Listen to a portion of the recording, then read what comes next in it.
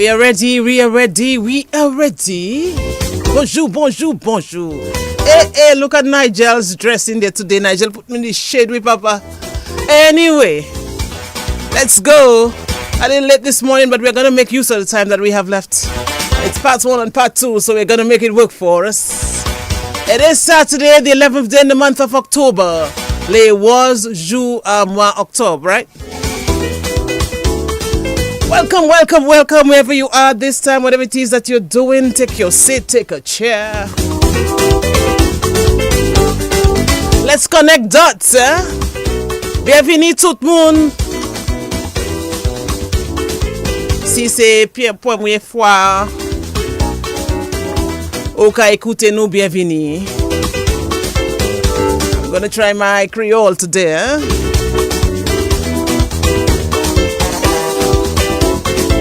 C'est une mission qui Radio DBS a présenté tous les samedis. Nous aussi radio, nous aussi internet.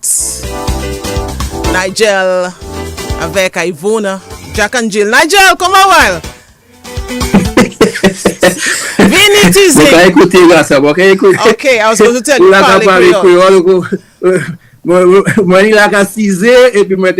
Écoutez.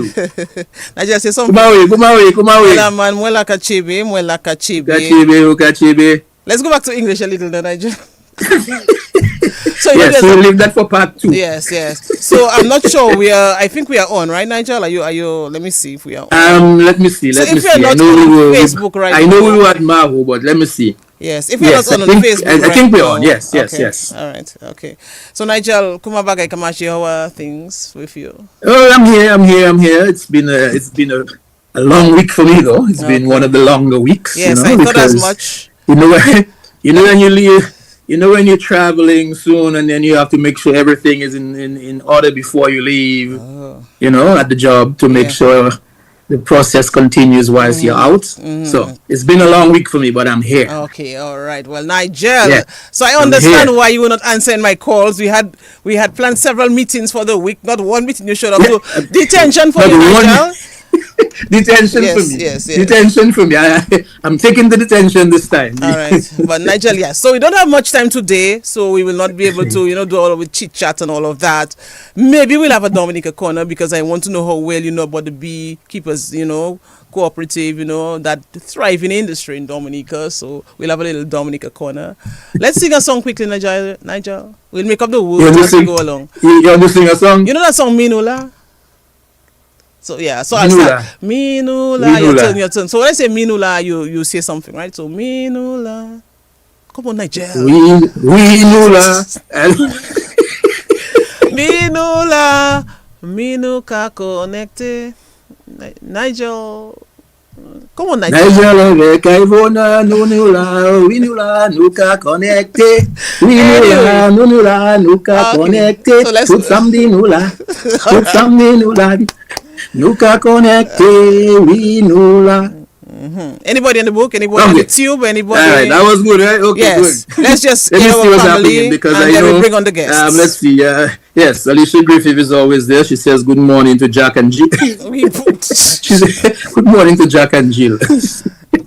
Went up the hill. Yeah. Fetch a pail of water. What was the rest? Jack fell down and broke his crown, and Jill came tumbling after. What come Jack go up? What come Jack out there at the break? Break his crown, I know. Anyway. Hey, Grand Rising, greetings to you, Miguel Murphy, Randy Turney, good morning to you as well. Mahalia Joseph is on, good morning to all my peeps and my people. David Hector says good morning to all from the lovely people of Soufriere. Of course, he's in New Jersey, but says hello to the people of Soufriere. Right. So good morning to all of you. And good morning to the others who are locking on YouTube. Yeah. And of course, getting ready on Facebook as well. We appreciate you connecting every Saturday. You're now supposed to be in Juve now. Oh, yeah. Yes, but you could have been in Juve right now. You could have been in Juve. I think you did that already 1 year. So you could have been in Juve. Yes. And still, but of course, those of you who enjoy Miami Carnival, who came for the Miami Carnival weekend, good morning to you. Enjoy, be safe. And, to Riverland Mass, Apologies for not being able to do what I said I was going to do, but it was kind of a hectic week. But hey, it's still good. All the best on your carnival and the rest of what the activities that's going to go on. Tomorrow is the period of the bands and everything else. Interesting. So I know that's going to be big time, you know? All right. Okay, so let's get back now. Connecting the dots, Nigel. I like your, is a gilet, that's what you call it? Yes, that is my gilet. Yeah, nice. You know, I no matter where I go, I make sure that I am still have my Creole attire, you know? Yeah, okay, so, that's nice. I was Nigel. I had plans to dress as a bee, so somehow, you know, bring more fruit into the discussion. Nigel, but when I look at the bumblebee, when you look at the bee, it wasn't. So I said, we leave that alone, Tan. Anyway, so Nigel, the Dominica corner now, and we bring on the guests because you know we haven't got much time. Why look at me as a bee, yellow. So okay, it's good morning to you, Alvin. Yes, Alvin Thomas. Good morning. Right. By the way, he's in Dominica. He says good morning.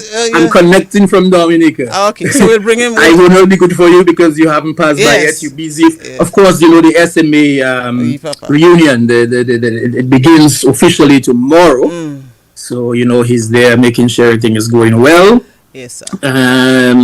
So good morning to you, Alvin, and Sobers, and all the others who are putting this thing together for the week coming up. Okay, no more mention of SME, so let's move on now.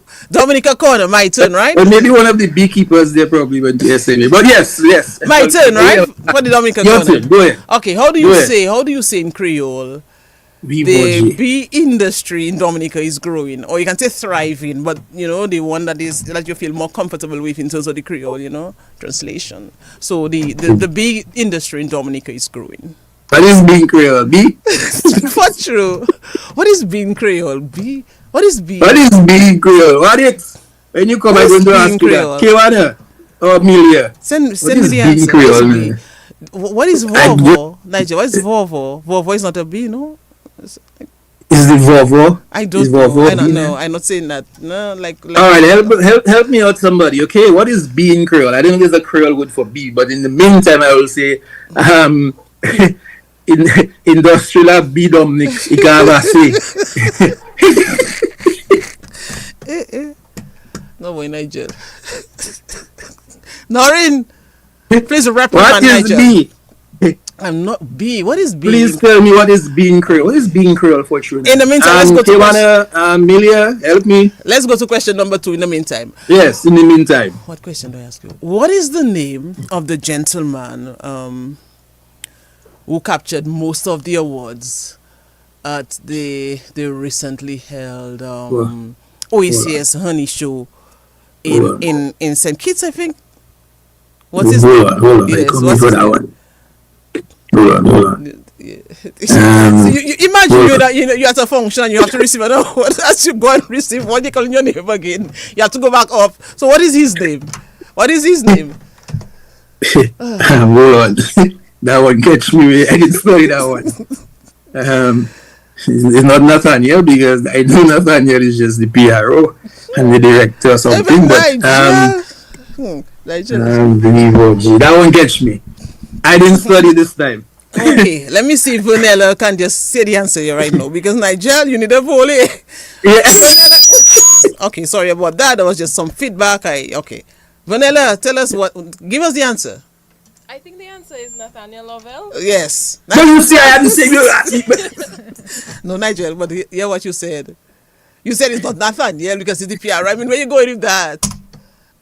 Come on, who does that? Mr. supposed to get half a point for that. I said the right name. No.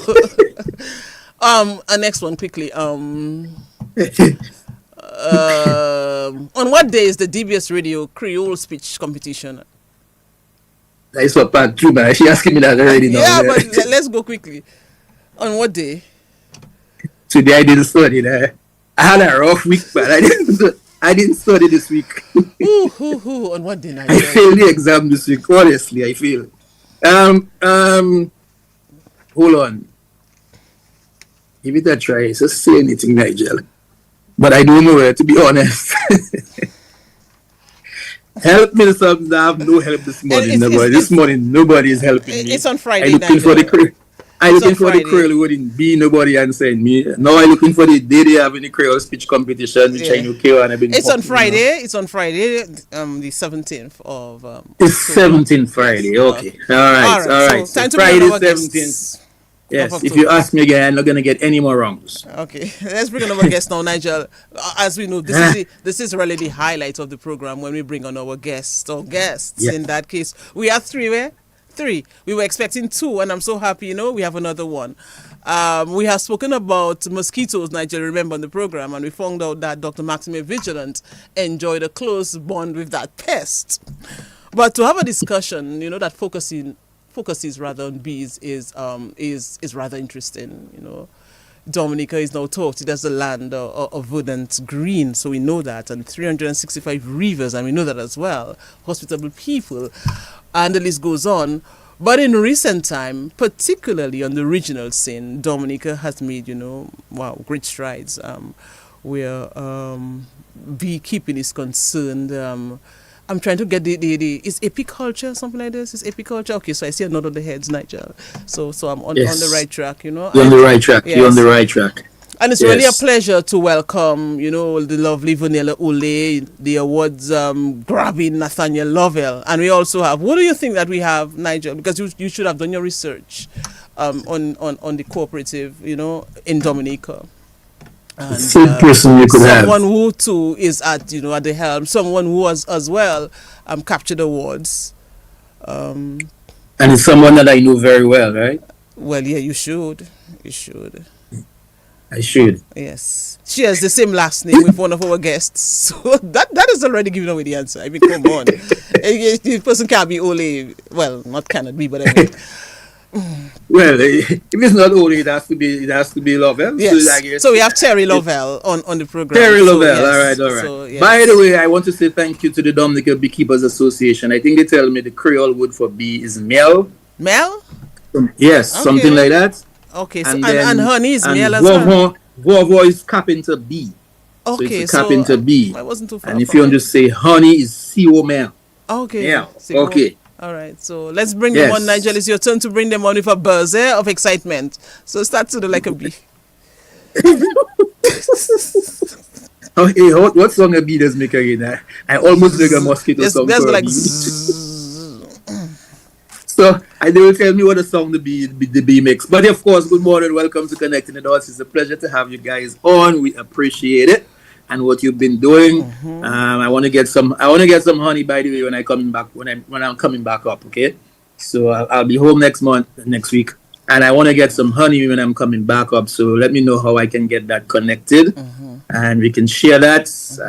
I will say compliments the Dominica Beekeepers Association. But good morning, welcome to you guys. It's a pleasure to have you connected with us this morning, and we're going to make sure we have a bee connection. So Nathaniel and I don't know, something is wrong. And Terry what again? Lovell. Terry, yes, Lovell. So the Lovells and the Ole.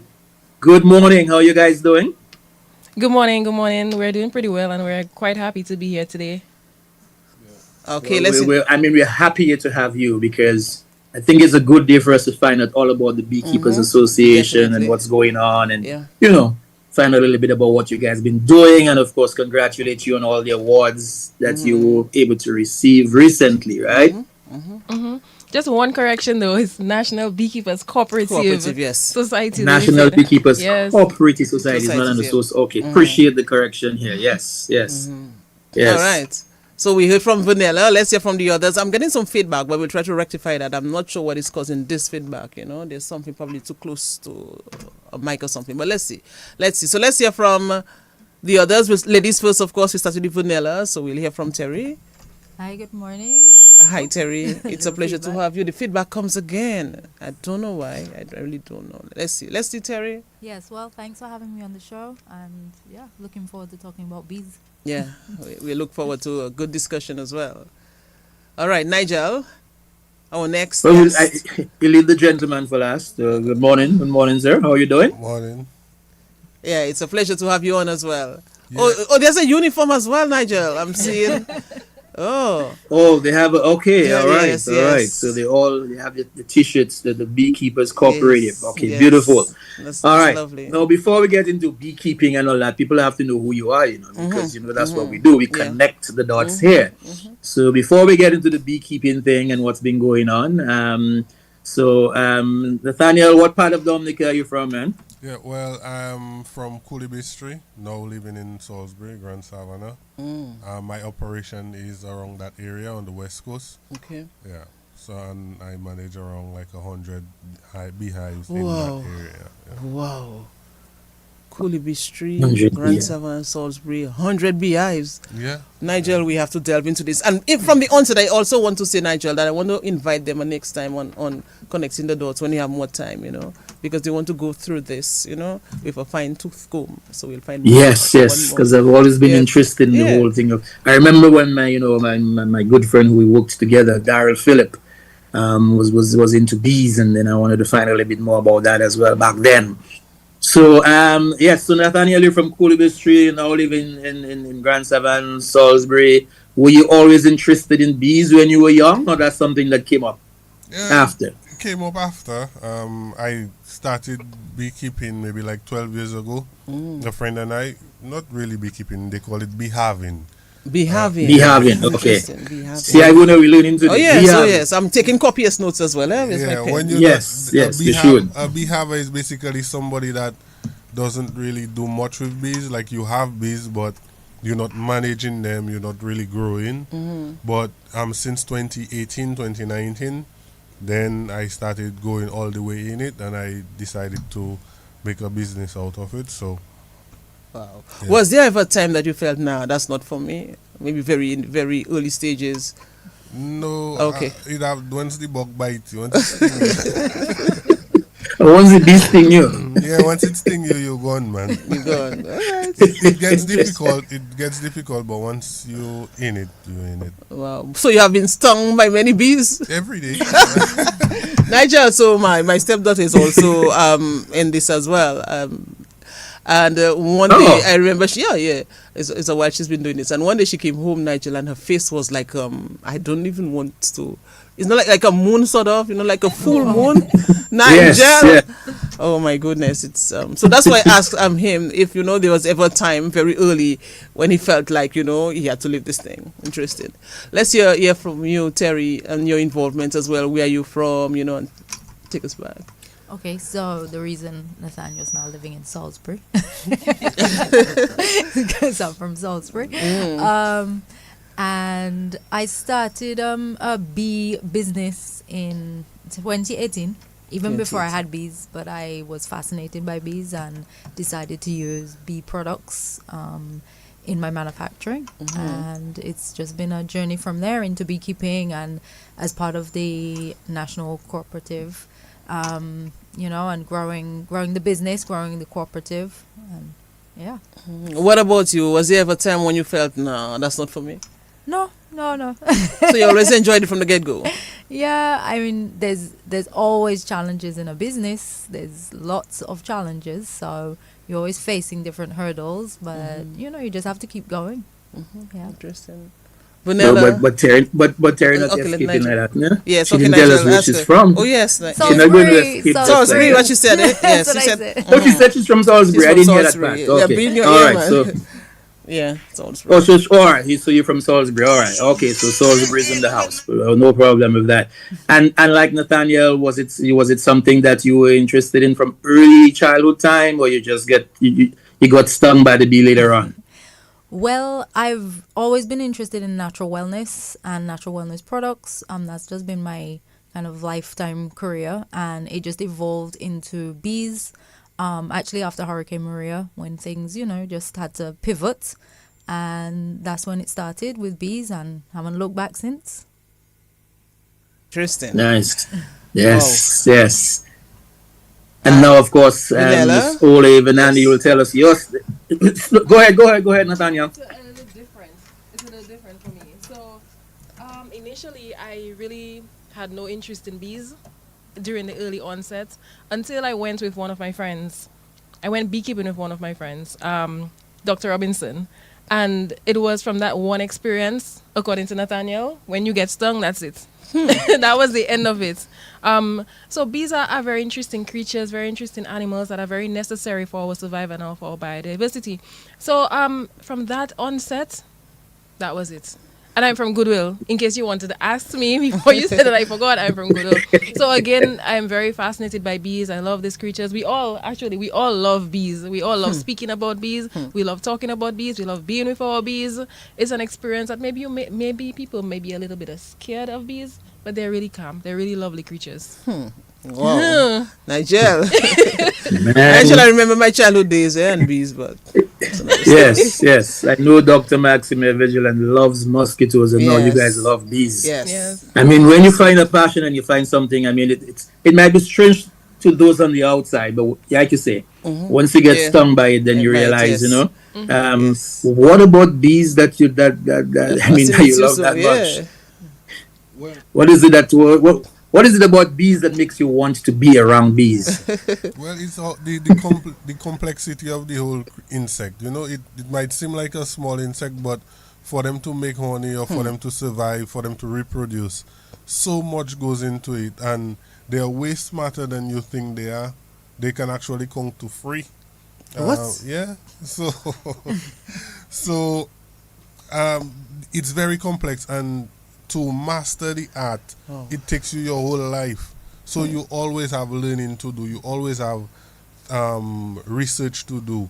There's different things that you can do. For example, you can be involved in making beehives. You can be involved in making honey. You can be involved in queen rearing. All those things are the same beekeeping, but it's different sections you can branch out. So if you're somebody that likes stimulation and you like challenges, you know, it works. And another thing to add to that is the bees and their complexity and how important they are and how intelligent they are. There is something called a waddle dance that they do. They have their ways of communicating amongst themselves. They have their ways of creating this hexagonal pattern that is perfect in every way, shape, and form in the dark. They have their ways. Like, how do you do that? Wow. Nigel. They are very complex You see a creatures. waddle dance? A waddle dance, that's how they communicate. So, for example, if a hive wants to split, they will send out scouts, look for a suitable place. They will come back to the hive, do a little waddle dance, communicate where it is, and they decide what they want to do. They have their ways and means of communicating. It's amazing. Man. It's Nigel. a whole science, the Yeah. way that their system functions, even the way that they select a queen, how they take care of the queen, how the queen runs or manages, in a sense, the hive. It's a whole science. We can talk about bees for hours and hours and hours, and you will be amazed by the complexity of that animal. And not even skim the surface. And exactly, not even skim the surface. Wow. I mean, And I'm we already a haven't even bee, started so talking I about can the just benefits of imagine, honey. you know.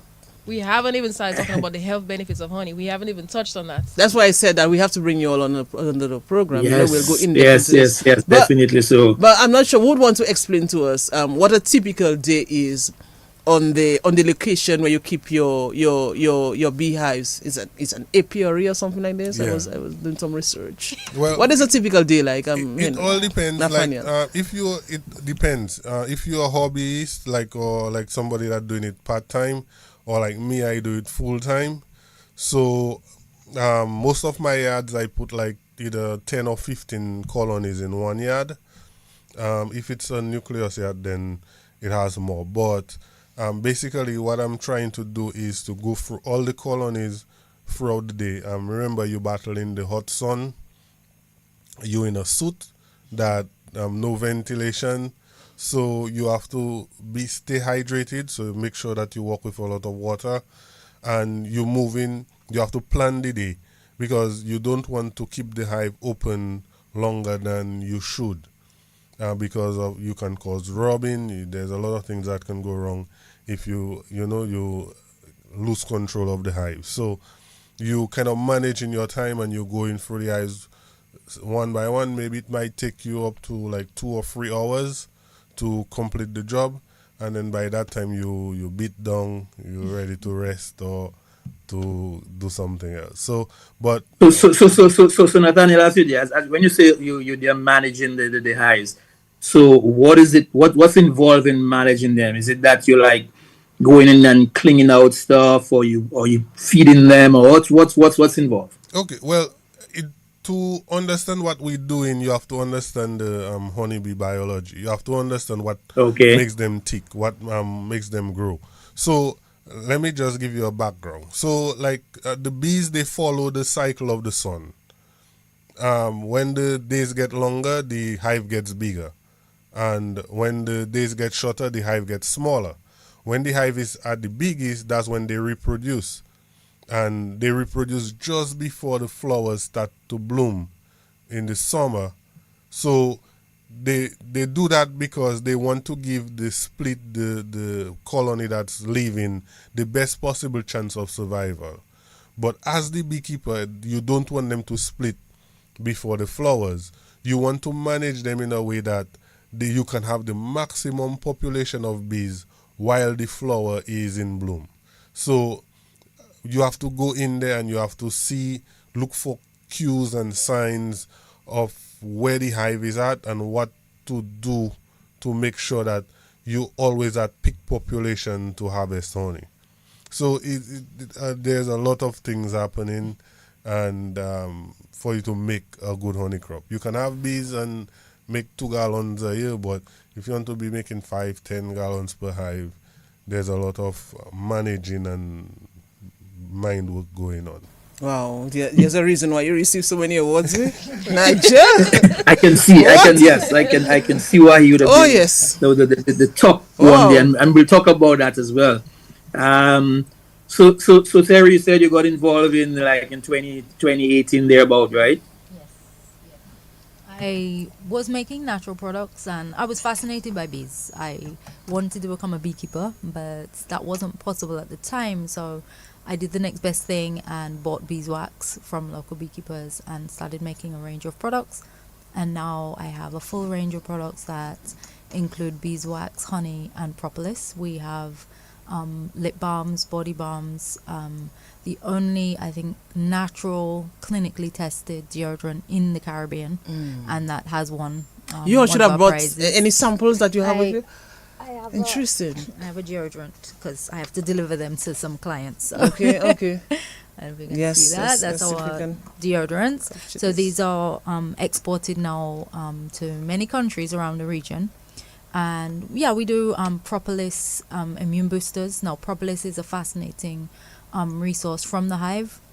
It's a resin that the bees collect and they bring it in for their immune system.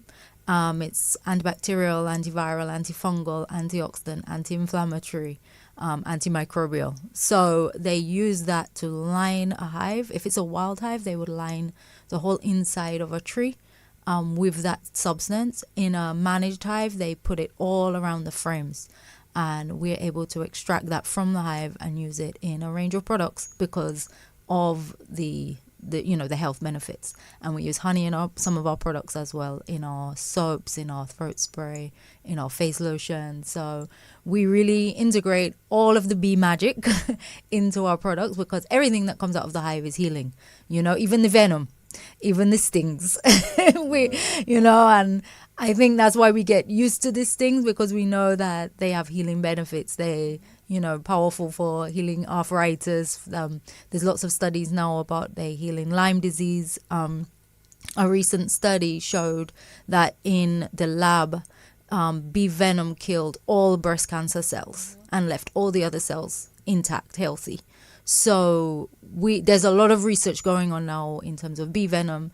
There's bee pollen. There's so many healing resources from the hive. So for me, that's kind of my field, is taking the resources and making them usable for the public in a way that we have healthy products. Wow, Nigel, I love this. But I'm Man, shivering. Nigel, I'm she's blown saying this, right now. But I'm shivering as well, because I know, I will faint if I visit an apiary, Nigel. I mean, seriously, just to see all those bees together, Nigel. I don't know. Any one of you had this feeling from the very onset, or no? You just no vanilla. No, just no. Oh We my were just goodness. fascinated from inception. Yeah, I vanilla think To that's see stings so herself many on purpose. bees. Yes, I do. I do sting myself on purpose. Oh yeah. But I think there's someone else here that does that as well.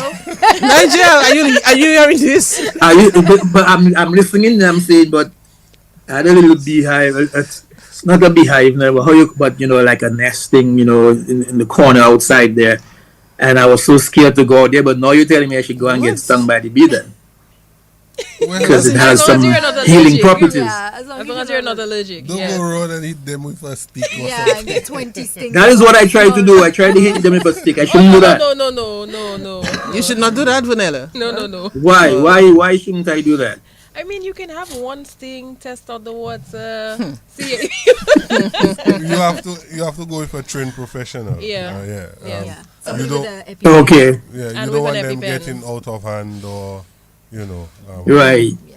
Wow. And you don't know if the hive is aggressive, if it's docile, because they have personalities as well. So that's very important to note.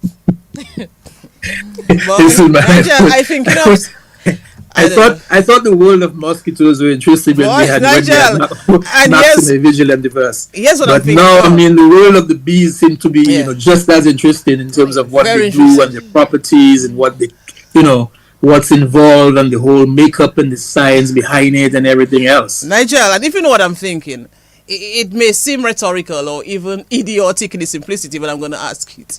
Do bees get pregnant? But of course, I know that they must get pregnant all today. No, but seriously, let me just rephrase that question. Not do bees get pregnant? No, Bees but that's must a get good pregnant. one. I mean, But they must I get mean, pregnant in terms of the to pop- reproduction, what happens, But in terms of reproduction, yes. Explain to us what happens in I will that. let Nathaniel answer that one because it is a very interesting story. Yes, Nathaniel, yes. So the beehive reproduces on both an individual level and as a superorganism. The superorganism reproduction is called a swarm. So an old queen will take 70% of the workforce just before the flowers start to bloom, and she will leave. She will find another cavity, another tree, and there she will reestablish a hive. That is called reproduction on a colony level. On the individual level, every queen, before she starts, as soon as she's born, maybe like a week or two after she emerges from her cell, she goes out to fly and she mates with 15 or more drones. That's the male bees. When she returns, that's the only time that she will leave the hive unless she's swarming, right? She now has enough sperm in her spermatheca to last her for her entire lifetime, which is like 5 to 6 years. So what she does is the bees, they make the comb, and the bigger comb is for the drone bees and the smaller comb is for the worker bees. So they whenever she notices that there is a smaller comb, she will fertilize the egg on its way out. When it is a bigger comb, when the size is a bigger size, she will not fertilize it and it will make a male bee. So technically she's not pregnant, but the eggs passes through her spermatheca and her oviral duct, and it gets fertilized or not fertilized, and the larvae develops in the cell in the beehive. Wow. Yes, Thank you for taking me to school this morning. I'm feeling very happy. Gee. Wow. This is a class. This is a classroom yes, session this is right a classroom now session. on bees, and I mean the way in which you guys are explaining the thing, it makes it not, I mean, I can actually visualize the whole thing, and I appreciate that. Oh yes. So there's almost like a timing thing that has to go on with that bee. She did. I mean, the queen bee has to know when to do certain things and when to move and when to stay. That's amazing, man. I wanna. Yes, Nigel. It's a whole science. Yes. Yeah, and Go ahead. The worker bees more or less manage everything in the hive. Before we had the idea that the queen does everything, or the queen is the manager or the supervisor in the hive, but that's not really the case. That researcher found that the worker bees are the ones that really make all the decisions. The queen really just lays the eggs and keep the hive as a unit. Wow. But all the Wow, decisions and so on is made through a democratic process. Yeah, because because if they figure Are you able to, and anyone if you can answer that, are you able to identify the types of bees, like which one is a queen bee and which one is a... Nigeria not in there. And if you can, how do you do that? What? Yeah, you can. The queen is the biggest, well, the longest. She has the longest abdomen, and her thorax also is a bit more shiny. Papa. Because usually she's older, so she has a little wear. The hair on her thorax kind of gets removed. So, and she moves there's a way that she moves on the comb. The other bees, they are more in a hurry. She's more slow and takes her time. The drones, they are kind of square and box like, a man. it's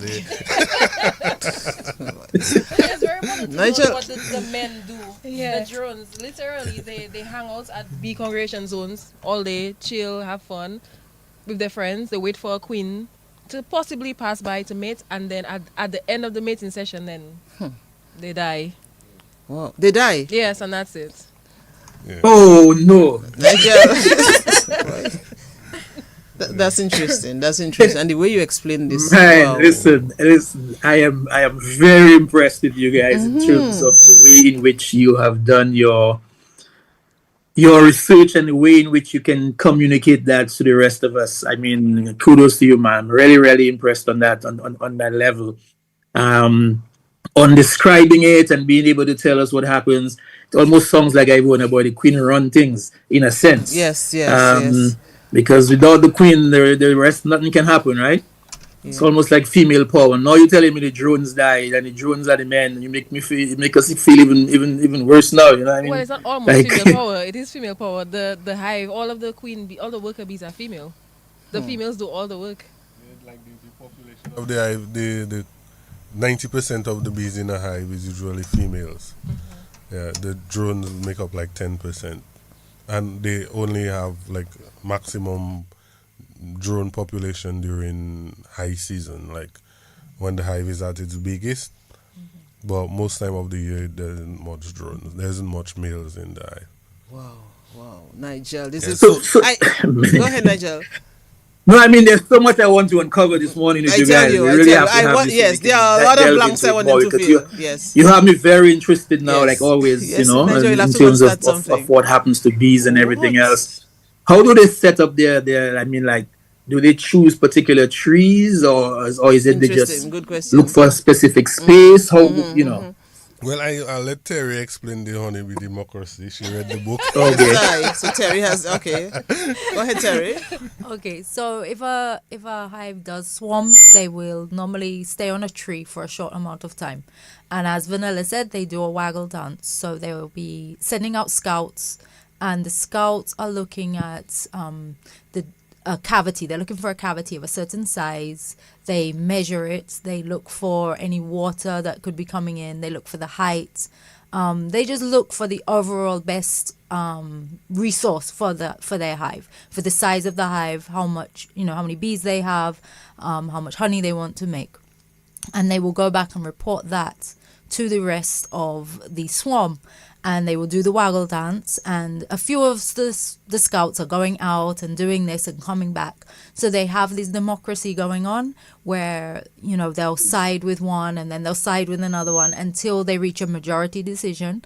And then the queen will, they will go with the queen and they will go and set up their new colony. Now, ideally, as a beekeeper, you actually don't want that to happen. As wonderful as it sounds, they're making their own decisions and they're, finding what they want. We want them in our boxes.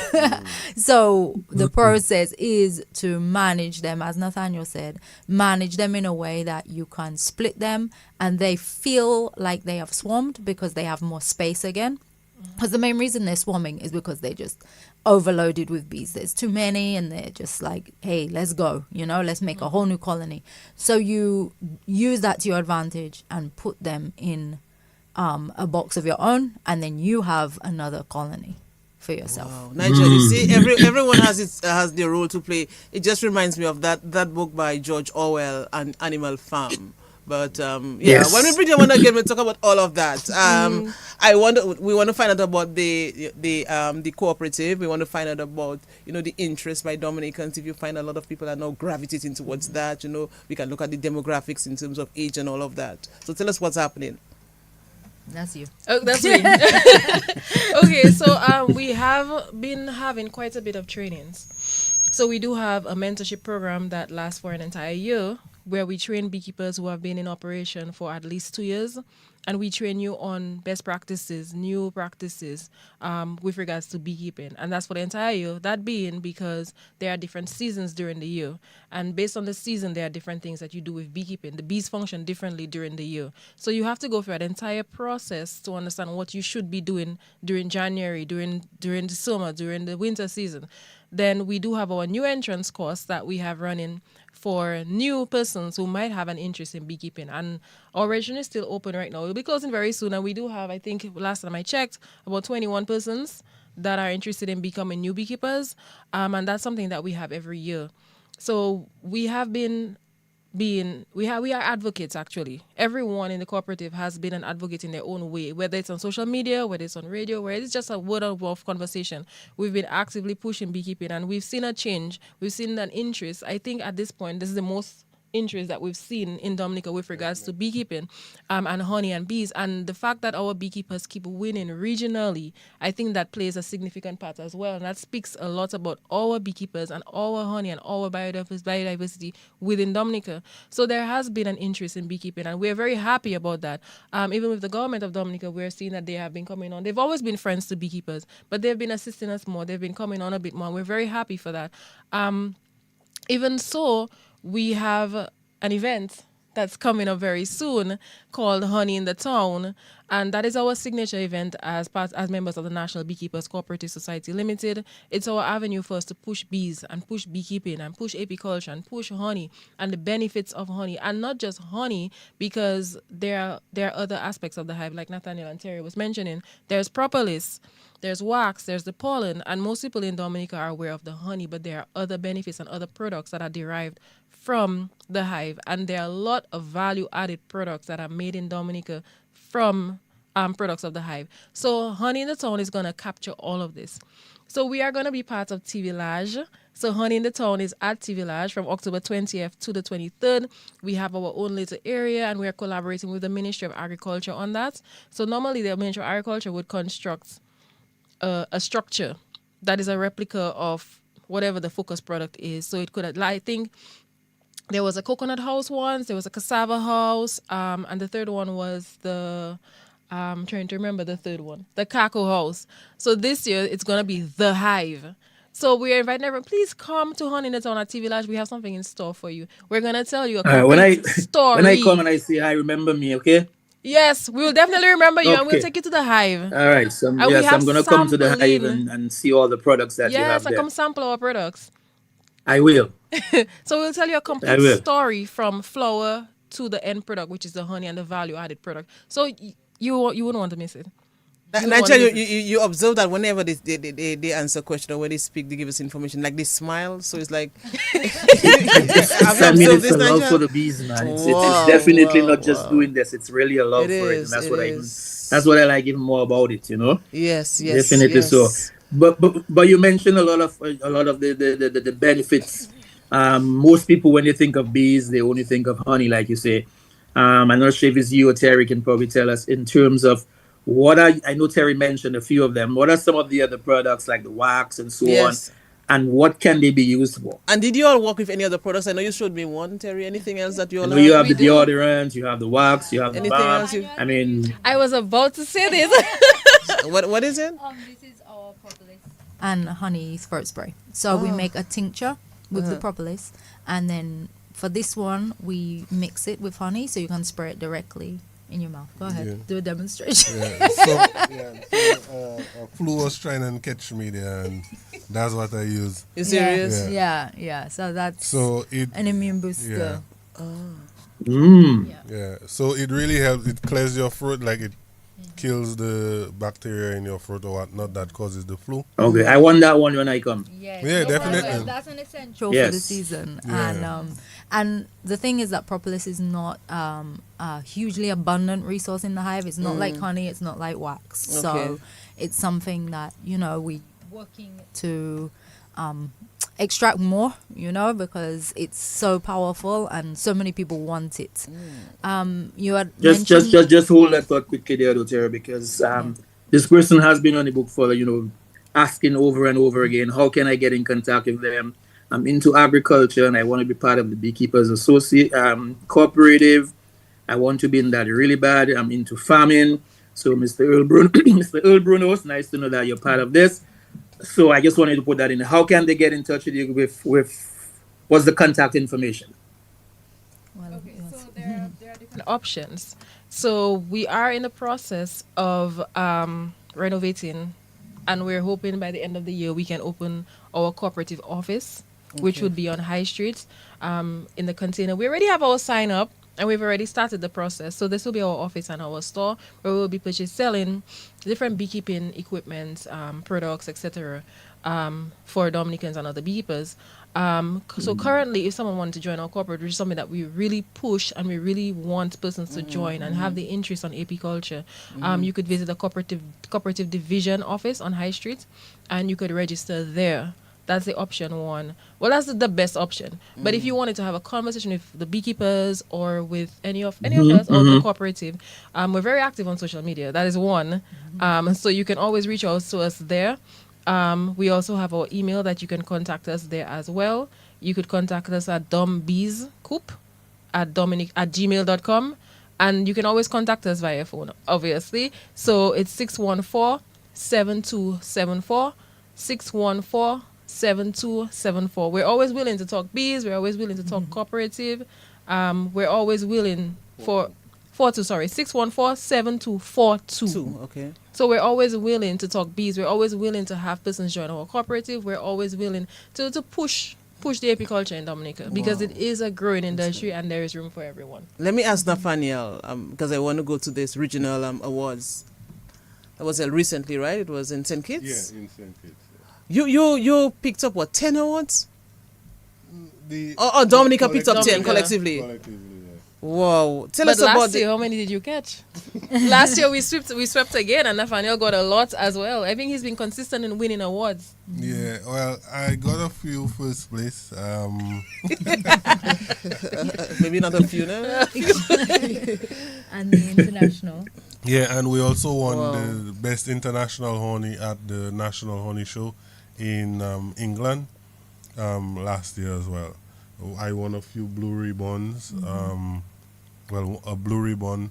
So blue ribbon basically is if there's a show that meets a certain amount of entries, I think it's over 150 or 200 entries, then the best honey in that, if it meets the international standards, then you can get a reward, like a blue ribbon for that entry. So I did last year.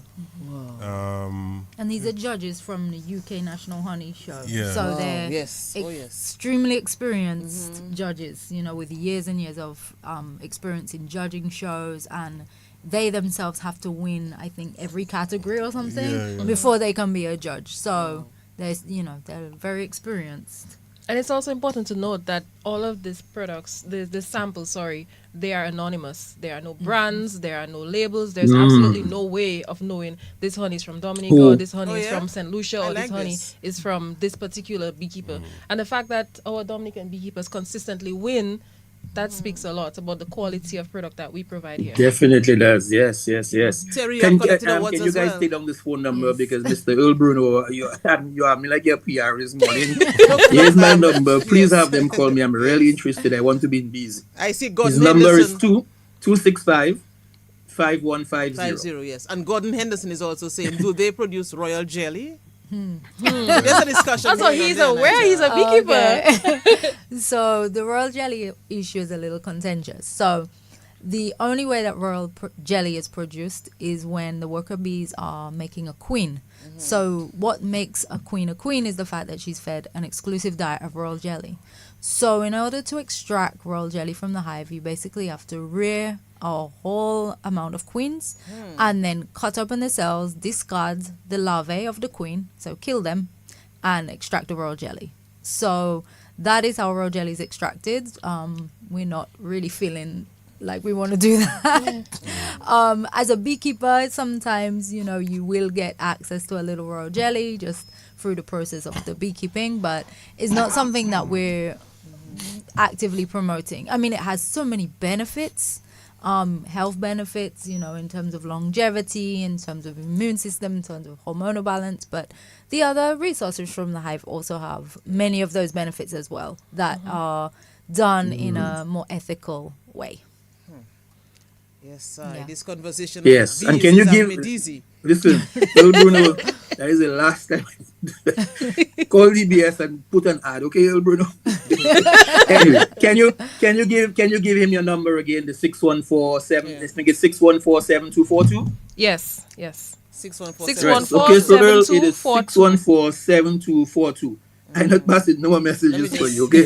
Yeah, Nigel, But it's just good to put it see in the that you comments. really want to connect with them and you want to be Oh, part yes. of this. Oh, So we yes. appreciate this. Oh, yes. I mean, what's the economic benefits? I mean, is there money to be made in this beekeeping thing? Because people like to know they get involved in something where they can have some rewards, monetary rewards. So Nathaniel and Manella, anyone there, what's the market like for bee products? Yeah, I would like to first say, please don't join bees for you to make money. Good.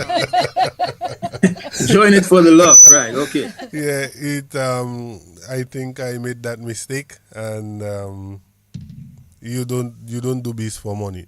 If there's a saying, in like an ancient saying that if you do it well, it will take care of you. So yes, that will come, but the initial thing of saying, boy, beekeeping is a lot of, or you see a bottle of honey selling for X amount of money and say, oh boy, they're making plenty of money. Please take that out of your mind. Yeah, because That's interesting there's to a know. lot of work, and the equipment for beekeeping can be very expensive too. Like the honey extractors, the uncapping tubs, the bee boxes, the beehives, the frames, they can get very expensive. So you don't really want to make that your basis. You want to get in it for a challenge, for example. Like I told earlier, challenges you. You want to maybe get into it for that. You maybe, and also don't get into it for saving the bees. That's like going in. That's like having chickens and say you're saving the birds. That's true. That's a good way of putting Yeah, it. yeah. So it's because you want a challenge. Some people want to have their own honey at. Sorry, the flu was trying to catch Yeah. me there. Some people It's want to season. have their own challenge, like their own honey for home and thing. You can do it for that, but really and truly is because you want a challenge and you just like or love the hobby, or but not for money. Don't think. Yeah. So Nigel, so I'm thinking very soon we'll have to bring them on again. Yes, Or yes, immediately yes. after Because I the know there's season. so much more Yes, we there's have a to lot we ask want about to, the honey yes, yes. production and how it, how do you extract the honey and everything. By the way, somebody asked earlier, what's the connection between Nathaniel and Terry? I don't know. I didn't ask. What's the connection? What's the connection? Well, we so like Beth, we should have asked that long ago, Nigel. But we should have asked that. We like a little story. What's the connection between Nathaniel and Terry, by We the way? married. Okay, so they're married, husband and wife. Okay, so you got the story now. People right, like to so- connect on that level as well, so that's all good. That's all good. But yeah, as you mentioned, there's so much more we want to Yeah. find out in terms of, the whole thing of honey production, how it's done, and how long it takes for us to get that. When we do see that bottle of honey out there, what's involved in getting it there. Is it directly from the bees and you just give me honey, or is it in a process that we have to go through? And there's so much more to uncover. Yeah. So I don't know if you want to do that very quickly in terms of the honey production. How do we see this bottle of honey on the shelf? Yeah. Yeah, well, if we have to kind of explain that. It's 2 days, 3 days, but I can give you a quick, simple version. Yes. Like, so basically, the bee goes on the flower. A bee goes on the flower and it gets nectar from flower. The nectar is usually 80% or 30%, 70% water, and the rest is sugar, like either 20 or 30% sugar. The bee will take that nectar from the flower. So a bee will go on how many thousands of flowers before it can full its crop, and then it will come back into the hive when it's filled, enter in the hive, and then it will add enzymes called invertase to the nectar. That invertase, it causes the sugar in the nectar to turn into simpler sugars, so that they can dehumidify it. Like it can, because it's a simpler sugar, they can actually bring down the water content in the honey. So they pass it from bee to bee, and every bee that gets it, every bee they give a little drop here and there. That bee adds some more invertase to it, and then they will put that honey in the cell, and the bees around, like, by the end of the day, during the night, they will start passing air. They will start fanning over the nectar and pass air over it. So the dehumidified air will take off the moisture from the nectar. So it moves the nectar from 80% water, and the end result ending up being 80% sugar. Nigel, we Man. really have to bring them on. I want to show why we have Yes. to have them, because Yes, we need them there back is on. so much to Yeah. uncover. Yes. Yeah. So we'll make You know? arrangements for that. Yes, we'll make Yes, arrangements. we don't for want to that, rush 'cause I you. know- We have a part 1 and a part 2 today, but surely, Vanilla, you link up with me. And we'll Yes, make we're something definitely happen. gonna come back. Yes. We really want to talk about bees. I know we you- love yes. talking about bees. Yes. And we want to talk about honey in the town. So we definitely Yes, want to come definitely. back. All right. Yes, So, yes, definitely so. Honey in the tongue. In the meantime, those of you who will be there for the independence, visit them at Yeah. TV Lash Creole. So you can go there and get your products, and then of course, otherwise you can contact them in any which way you can. Make sure you're part of it. Support the vibes. There's lots of other products besides honey. So we appreciate you connecting. I know there's a message on the Facebook page there on the book that's asking for, let me see what he wants to say very quickly. Terrence Samuel, I'm watching you guys from St. Lucia. Can you please tell me what is DBS's number? Okay. All right. So Ivona, that's for you. Yes. I can give the number, but I'll let Ivona do that. 448. So provide them with the number. Our friend from St. Lucia. It's 448-3284. 448-3284, and the overseas number is 305-432-9744. All right. So what I'll do at the end, I'll put it on the live as well. And Yes. you can have yes. it there, Okay. So But thanks, Terrence, I hope guys. you heard that. If not, we'll put it in for you. Yes. But Thanks, it was guys. a pleasure, man. It was a Connecting pleasure. with Thank you. Nathaniel, Terry, Vanilla. I mean, continue to be stung. When I leave here, I'm gonna go outside and see if I see a bee so it can sting me. It is. I'm gonna get a bee. Yeah, get stung by the bee. Everything Thanks with again. arthritis pain. Yeah. All right, all that. Yeah. Thanks again. Thank you so much for having us. So we Thank also you. want to thank our sponsors who have came on board for Honey in the Town, DBS Radio, obviously, Carrier FM, National Bank of Dominica, Do It Center, ACS, NCCU, Bloombox, Jungle Bay, Flow, The Signman, Optical Solutions, Josephine Gabriel, and AgriSale. So we want to All right. thank you for that. Thank you. All the best. Okay. Yeah. Okay. All right. Appreciate it. So Nigel, now we are preparing for part 2, and part 2 is Yes, another I'm very going to- interesting discussion.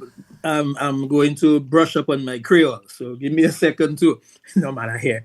As we get ready for part 2, connecting the dots this Saturday, October 11th. We appreciate you guys for joining. We just had the members of the Beekeepers Cooperative, and then we're going to be talking here, connecting with the man himself, the Prince Wadix, as he tells us about the Creole language consultation that's going to be taking place and everything Creole. This man lives and breathes Creole, man, so we appreciate him as well. We're going to be connecting with him shortly. So as always, we appreciate you for connecting the dots with us every Saturday from 9 to 11. We do this every Saturday, so we appreciate it. If it's your first time joining, welcome. Make sure you tune in every Saturday, 9 to 11. By the way, those of you who are in Dominica, you want to go to the Rosa Cathedral tomorrow as we open up the SMA alumni or the SMA reunion. So those of you who will be there, please go to mass tomorrow. Alvin Thomas, what time is it? I think is it the 9 o'clock mass? I'm not sure. But go ahead and do that to be part of that. The man Wadix is going to be first man, as Gordon Henderson says, Wadix or something like that, you know. Hey Wadix, bonjour, comment vous? Voilà, moi toujours là. Il a fait mon plaisir pour brancher avec autres, nous avons connecté tous ces points, tous ces différents points. Nous avons connecté tout partout, les Dominicains qui vivent. Et puis, là, c'est un bel petit pour nous exposer, pour nous expériencer, pour nous parler contre le langage créole. Right, so Nigel, we are ready. Yes, we are ready. Yes. I was struggling earlier to find out what's the Creole word for bee, and then somebody will try to help me out, you know. So I think that's one of the things we have to do, Alex, in terms of and I know it's happening, you know, just little words that we use regularly so people can be familiar with it as it relates to the Creole, you know, word for it. I did not get that in high school, Nigel. And I'm really hoping that more is being done at the school level for this. I remember long ago in history class, Nigel, I learned that the servants and the slaves, they would use the Creole as an everyday vernacular. But we were not really taught about the words, you know, the Creole words. And luckily for me, of course, you know, I was following radio, listening a lot. You know, my grandmother would speak Creole. So, you know, I came to know and understand Creole. But after I left high school, I learned more, as I said, you know, and there's a Creole syntax, but that is Wadix's job. He will tell us about that, you know, and the lexifier language, you know. So I listen to people like Sonia Akpa, Wadix himself, Gordon Henderson. So many people continue to pass this down, and we really have to shout them out. Washla, you know, and so many others. But Wadix has something, you know, like a Jamala Fontaine, you know, yes. This is Jamala. Right, this like is Jamala. Aaron and the others, all were part of Keck. Yes. But Nigel, I was saying that Wadix has something like a love affair with Creole. You know, like a passion that songs the conchal for the preservation and ownership of the language. No, seriously, and that is very good. Yes. So it's really a pleasure to have Wadix on. So we're not going to waste time. We're going to talk a lot about what is coming up, but even more so about the steps that are being made and the importance of us making these steps, you know, to preserve Creole. So Wadix, it's really a pleasure to have you on. Thank you very much, Ivones. First of all, I just want to say it's a real pleasure to be on the dots or connecting the dots this morning. It's a true pleasure. Firstly, I want to say that Creole is a way of life. It's fortunate that we were between two French islands. We were colonized by both English and French. But then most of the slave owners were basically French. So the slaves were taken, or the enslaved were taken from the African continent. They were displaced, brought to the Caribbean, places like Dominica, and they were displaced. Brought all over to make sure that they could not communicate, because they were not thought of like people, they were thought of like commodities. That there was an owner and you had to actually listen to the owner, and whatever the owner says you had to adhere to. So there were no rights like we have today. As a matter of fact, we have so many rights, we have so many of these, but our ancestors were treated like basically animals. The enslaved had to communicate with each other, and that's where Creole came in, with the combination of what they heard from the French slave owners, some of what they came down from Africa, and in our case, the Kalinago. Okay, so they brought that together, they fused it together in a language called Creole, and it is very fortunate that all those who were actually colonized by France, very fortunate to have that special language. So it is something handed down to us by our forefathers. It's a gift. It's a special gift. It's the way we live. It's the way we speak. It's the way we eat. It's the way we drink. It's the way we dance. Now, very importantly, independence is a critical time for us. And when we go back to the late Premier E.O. Leblanc, he recognized something very special about Dominicans. Very special. that we had preserved the dances, we preserved the culture, we preserved the cuisine. So what he did is he dedicated a special time of the year so that we could showcase it. He used, or actually worked, I hate the word use, but he worked with people like Sisi Kodera, who was a sort of elite in society at the time, to get her to be able to speak the language so that people could accept it. And then later on formed several songs, choral songs, into the language itself so that the people, because it was thought that Creole was a language of the plantation for the unfortunate ones. It was seen for several decades as an unforeseen or for instance, a forbidden language. And parents or the elderly would try to speak Creole and not allow their children to learn or understand it, mainly because the same colonized brain, the brainwashing from the ancestors, they told us that from the slave planters and the colonizers, they told us that if we spoke Creole, it would affect our English in the case of Dominica. So obviously our parents caught up with that, and they tried to speak English when they needed to and Creole when they needed to communicate with their friends, and it was sort of forbidden.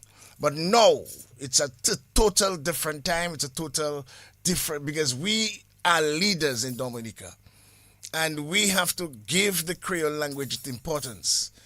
There are several guys who have worked relentlessly, and their blood and their sweat is engraved in the preservation of this language. When you look back to the work of Comité pour Études Creole, that's KEC, and Felix Henderson and Jamala Fontaine, people like Gordon Henderson, Madam Sonia Akpa, Allington James, these guys were there from the beginning, and they really created the words. They formed coalitions with the other Creole-speaking nations so that they could make sure they have a similar text, similar words spelled similarly. And that's what we have today, that we have a common understanding most times that every Creole person can understand each other. We know that because when the Creole Festival began in 1997, there was a federation form of the Federation of Creole People, where we had several symposiums, and we understood each other, speaking to each other in the same common Creole language. They may have different words, they may say things slightly different, but basically we understand each other. Now, if you don't use any language, you're going to lose it. And we have seen what happened in Grenada. We have seen what happened in Trinidad to a certain extent, and we have seen what happened in Dominica. We have lost the Kalinago language. We know words, we know a few phrases, but we cannot communicate in the Kalinago language. So it is very important now that we give importance, because we celebrate a whole month of the Creole culture, and we must remember the traditional culture. That's when we celebrate the high point in the traditional, because 11 months dedicated to everything else, and this particular month, October, leading up to 3rd November, 4th November, is when we dedicate to the Creole month or the Creole period. We have seen a demise, or we have seen the language being spoken less, but we have seen an increase with the flair of the wear. We have seen all kind of dimensions of the wear. We have seen the cuisine coming in full bloom, but the language. And despite DBS Radio has been there from several decades, and we must say special thank you to Dennis Joseph, who actually fought tooth and nail to get this Creole language on radio. It was thought that he was a madman. It was thought that what kind of thing he bringing on the radio, but he stood strong, he stood firm, understood that you have to touch. Radio needs to touch the communities, touch the everyday, ordinary man. And that's why it was important to bring Creole on radio. But we are seeing our children speaking less of it.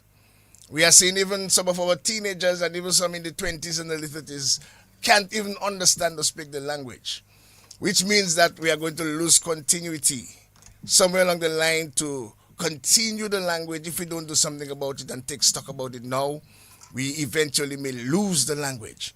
So we are very, very importantly, there was an announcement just, I think a couple of weeks ago, at the commencement of the new school year that the Ministry of Education actually gave, as part of the timetable, modern languages. So very importantly, it gave an opening now so that schools can now adopt or include into their curriculum modern languages. Creole is one you can consider modern in terms of it is not the normal language like the French and the Spanish you would have learned. It's also give us an opportunity to bring in Kokoi. It also gives us an opportunity to even bring in the Kalinago language to children to get them around it and more conscious. So it's an opportunity now that Creole can be added, and that's why we felt it was important to have this special consultation. We spoke to several people in the region who actually are doctors in the language itself, continue to be advocates of the language from several islands around the Caribbean. And we felt it was important for Dominican at this particular juncture to take stock of where the language is, to devise a plan collectively where we can actually give some level of credence, importance to the language, and from there put a document together we can possibly bring to our cabinet, to the government, and let's see how we can move forward with the language instead of just allowing it to be languishing or we are not sure what to do. Because we have several examples from our sister island, St. Lucia, who, by the way, took several things from us. We were the first to have a Creole Day, in the world. And eventually it spread out, and eventually there's an international Creole Day, and eventually St. Lucia is now having a Creole month like us. So right as we speak now, there are quite a bit of activities going on in St. Lucia for Creole month. Unlike us, that we have a combination of traditional, and those days the traditional are suffering. These days, the traditional, the only time given to the traditional is now being bombarded with the contemporary. We are now cannibalizing the only period of the year that is dedicated so that the traditional aspect of our culture can elevate, can be promoted, can be preserved. One must remember, culture is the way we live. There's the contemporary aspect, there's the traditional aspect. We have 11 months of the contemporary. Just try to imagine you are a jimping player and you're only waiting for just 1 month so that you can excel on your craft, possibly make a few extra dollars. And the same activities that dominates throughout the 11 months comes and dominate the same period of the independence. We have to watch it and how we integrate it, how we fuse it, how we marry it. So these are some of the reasons why we felt the language is very important. In fact, that is something I'd want to revisit towards the end of the discussion, Nigel. You can bring that back again. But Wadix, even before you continue, it's not the first time that you're on Connecting the Dots, obviously. But that passion, take us back to how it was for you in your growing up days, a little boy, troublesome little boy, you know. What's speaking Creole to you? I raised with a grandmother. Okay, so that's what I raised with a grandmother and a grandfather, close neighborhoods, because during those days in Pottersville, everyone lived very close. But my grandmother in particular was the one who actually raised me. She is the mother of Fred Abraham. That is, Fred Abraham is the father of Shirley Linton. And also, she is also the mother, or was the mother, of J.B. Juiceman, who died recently. So very fortunately, I was raised by a grandmother who actually spoke strictly Creole. A lot of Creole, and she had a lot of friends coming and congregating and having a good time in the language. Now, there was a particular gentleman, I would not want to call his name, who came very regularly, and whenever they came, it was just Creole. So I decided, I have to learn to understand what is really that language about, because from the time this particular gentleman comes in the place is Creole. And eventually I learned. I never made a no, because they would talk Creole to you and you would have to answer in English. So whenever she spoke to me in Creole, I would answer in English, but I knew everything she was saying. And then that love for the language continued when I met Francis Ole, whose father had a boathouse close to JB's father, who's like my adopted grandfather. So we would hang out in both boathouses, and then we would listen to Creole music, because those days it was like the gramophone. The cover of the record player would be the speaker, and it would be the fishermen would do all the country band movements, Guadeloupe Matnik, do all their stuff, and they would always bring back the records. So you would stay in the boathouse. Those days the turntable were operating by battery, Barrick and Everready battery, and you would listen to the discs, and we would stay there. Holy Father brought a lot of those, and we would stay and listen to the records, and I gravitated towards the first compa, and then Kadas, and the language stuck to me, and the understanding of the language within the music, because most of what played during the Kadas Calypso era, they created it in the Creole language. So the understanding of it, understanding how interesting guys could put the lyrics together, how prophetic those lyrics were, the harmonies, the whole arrangements of Kadas Calypso really blew me apart, because I felt that listening to other genres, ska and soul, even spooge, didn't resonate with me like how Kadas Calypso did, and even compa with the Taboo Combos and Coupe Cloués and that sort of thing. And we just continued, and we continued throughout SMA. We had parties. Oh, say parties. that word, Yes, sir. that school you just mentioned. What's St. that Mary's, school? St. Mary's Academy. St. Mary's Academy, Okay, possibly okay. one of the best days of my life. Yes. And I'm gonna hear, yes. I heard, yes, Nigel. yes. we continued. Oh, okay. We continued, and we played parties during the SMA days. As a matter of fact, we used to have something called the compa party, where we would play myself, Ole, a couple of friends, and we would play on records every night. We would play all right through Friday, Saturday, Sunday, and we would break possibly to go to school Monday morning. So it was non-stop of that, eat food, go in the river, and just have a good time. But we listened to a lot of Creole music, and we understood, so it gravitated, so it was no surprise. Soon after we left school, we created Wadikole, and then 15 years of that, and it was just history. So the love and the passion for the language really grew, and I learned quite a bit from Felix when I came at DBS, who actually embraced me and showed me the way, actually taught me to write Creole, because I was writing it the way I was saying it, Yeah. and he actually taught me to write Creole, and he and Ted Daly really held me like a son, and the passion continued. I did Wadikole, obviously, because of the Creole music that we played. As a matter of fact, we played 95% of Creole music. I remember dancing Kulibistri, we played 99.9% of Creole music. And only one song that was a Creole but non-Franco Creole was You Too Girly Girly, some reggae. But everything else was Creole. And we dominated for several years with that, because we gave people an opportunity to dance, and we gave up people a lot of opportunities to caress and romantically exercise their rights to entertain themselves. Lots of them made quite a bit of children and grandchildren who continue. But then the most important thing, Creole music resonates. There are different complexions, different types of Creole music. And when you listen to Kadas Calypso, you're in several of those. Most of the bands had their own style. Groover's different from Bells Combo. Bells Combo different from Exile. Exile different from Mantra, different from Mahmoud. So you find a variety. Gramax, Bilomen, just yesterday I spoke to Linford John. And these guys, what they did is they practice.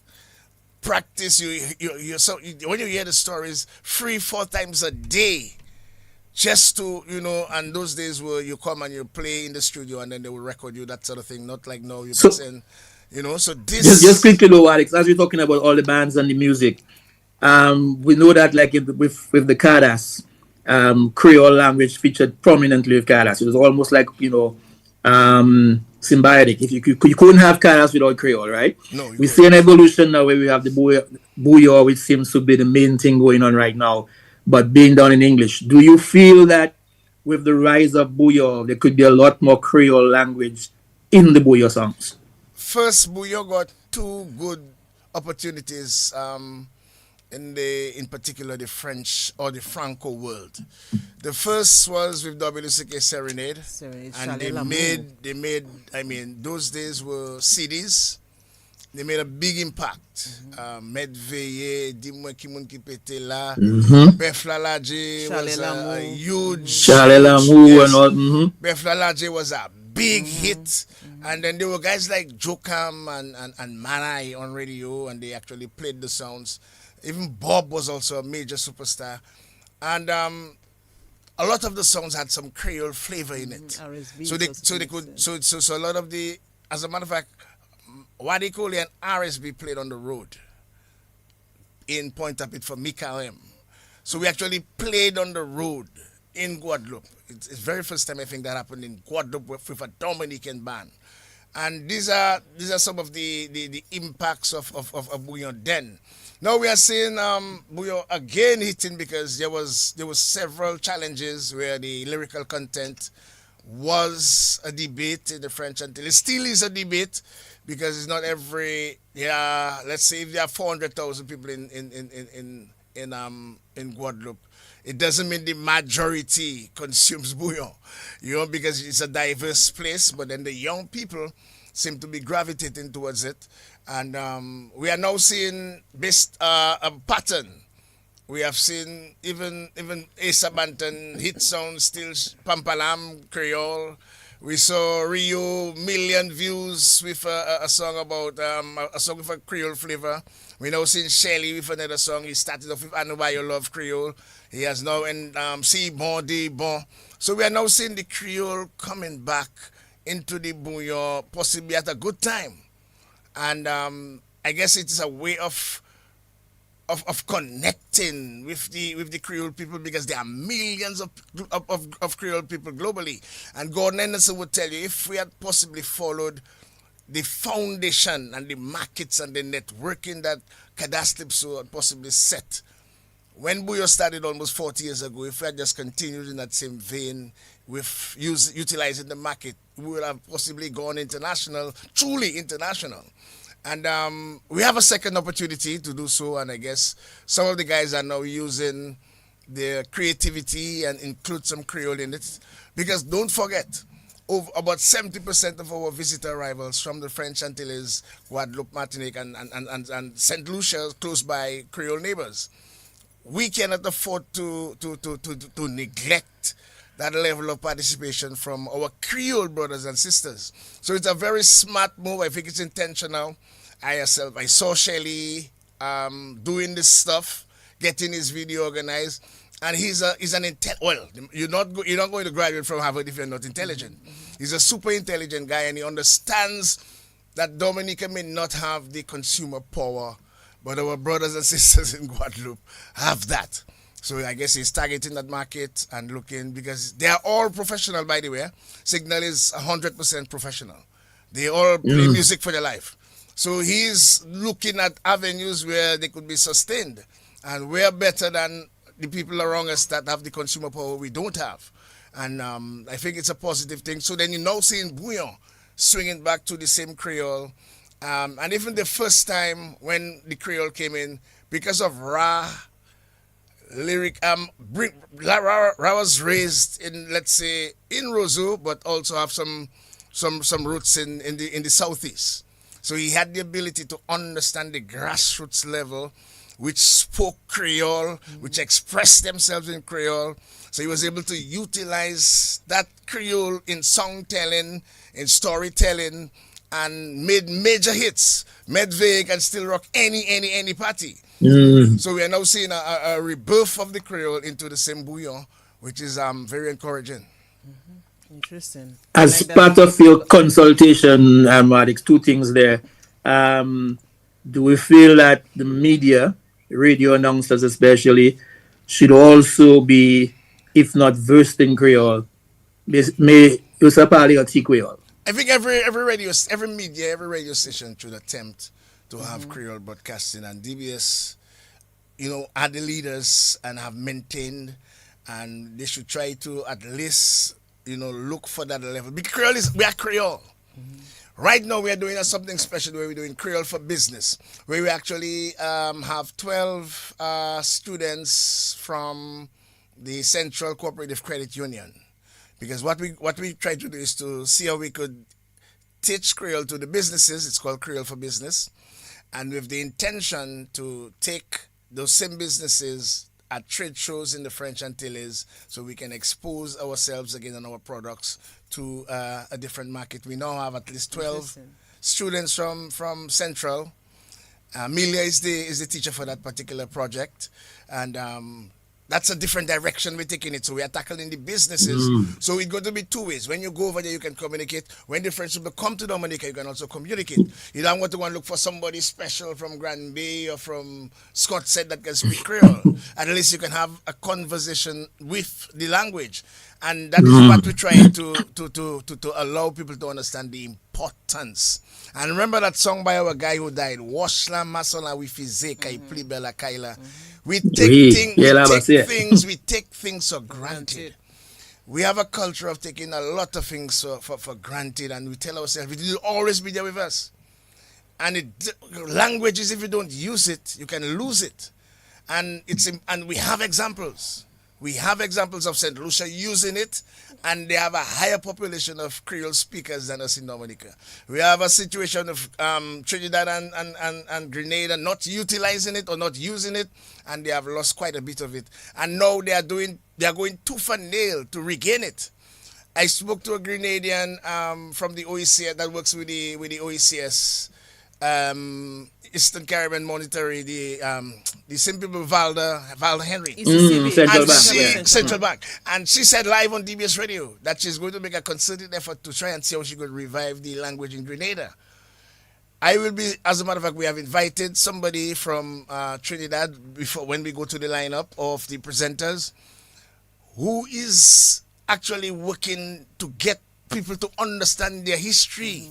So whilst we taking that rich Creole heritage we have, that is our strongest gift.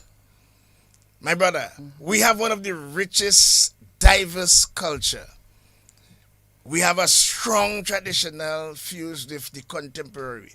We are the only two islands to have made or created two distinct genres. That's a lot of creativity. We have a strong traditional history.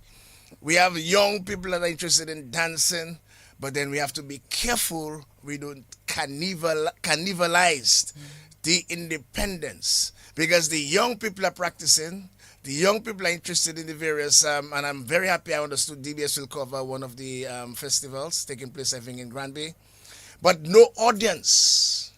Gone are the days, Nigel, when the traditional events would take place and we would have loads of people living outside to accommodate.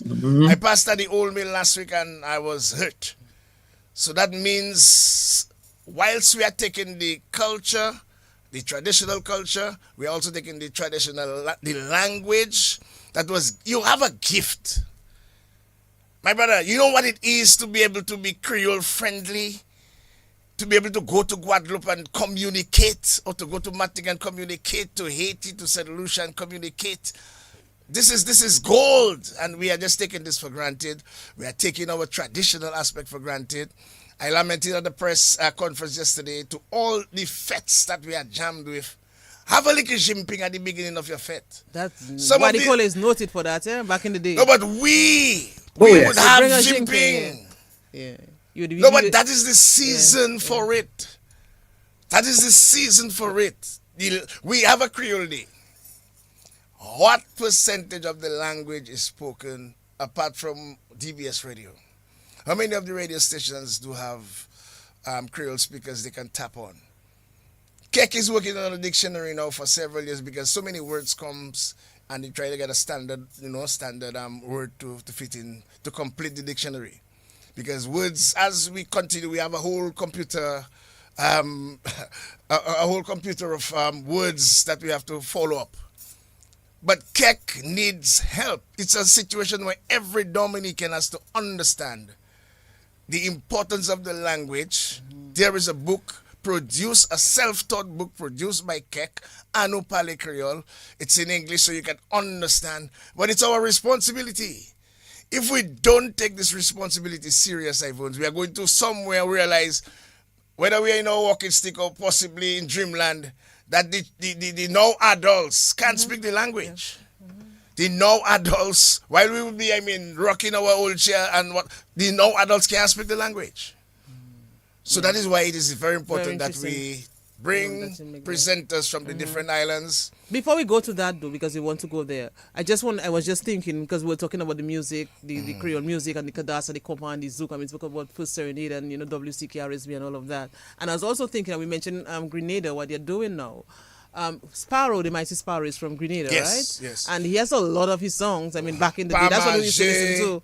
Creole. Roger, you have one of my favorite. Sasaye. Bon Dieu. Monsieur Gatoué, moi. You have, and you see, and it's when you hear, now it is very important, that the calypso, whilst Trinidad will take the credit for commercializing it and do so much work with it, it started in places like Dominica, Martinique, Haiti. It started in the Creole language. The first set of calypsos started on the slave plantations in Creole.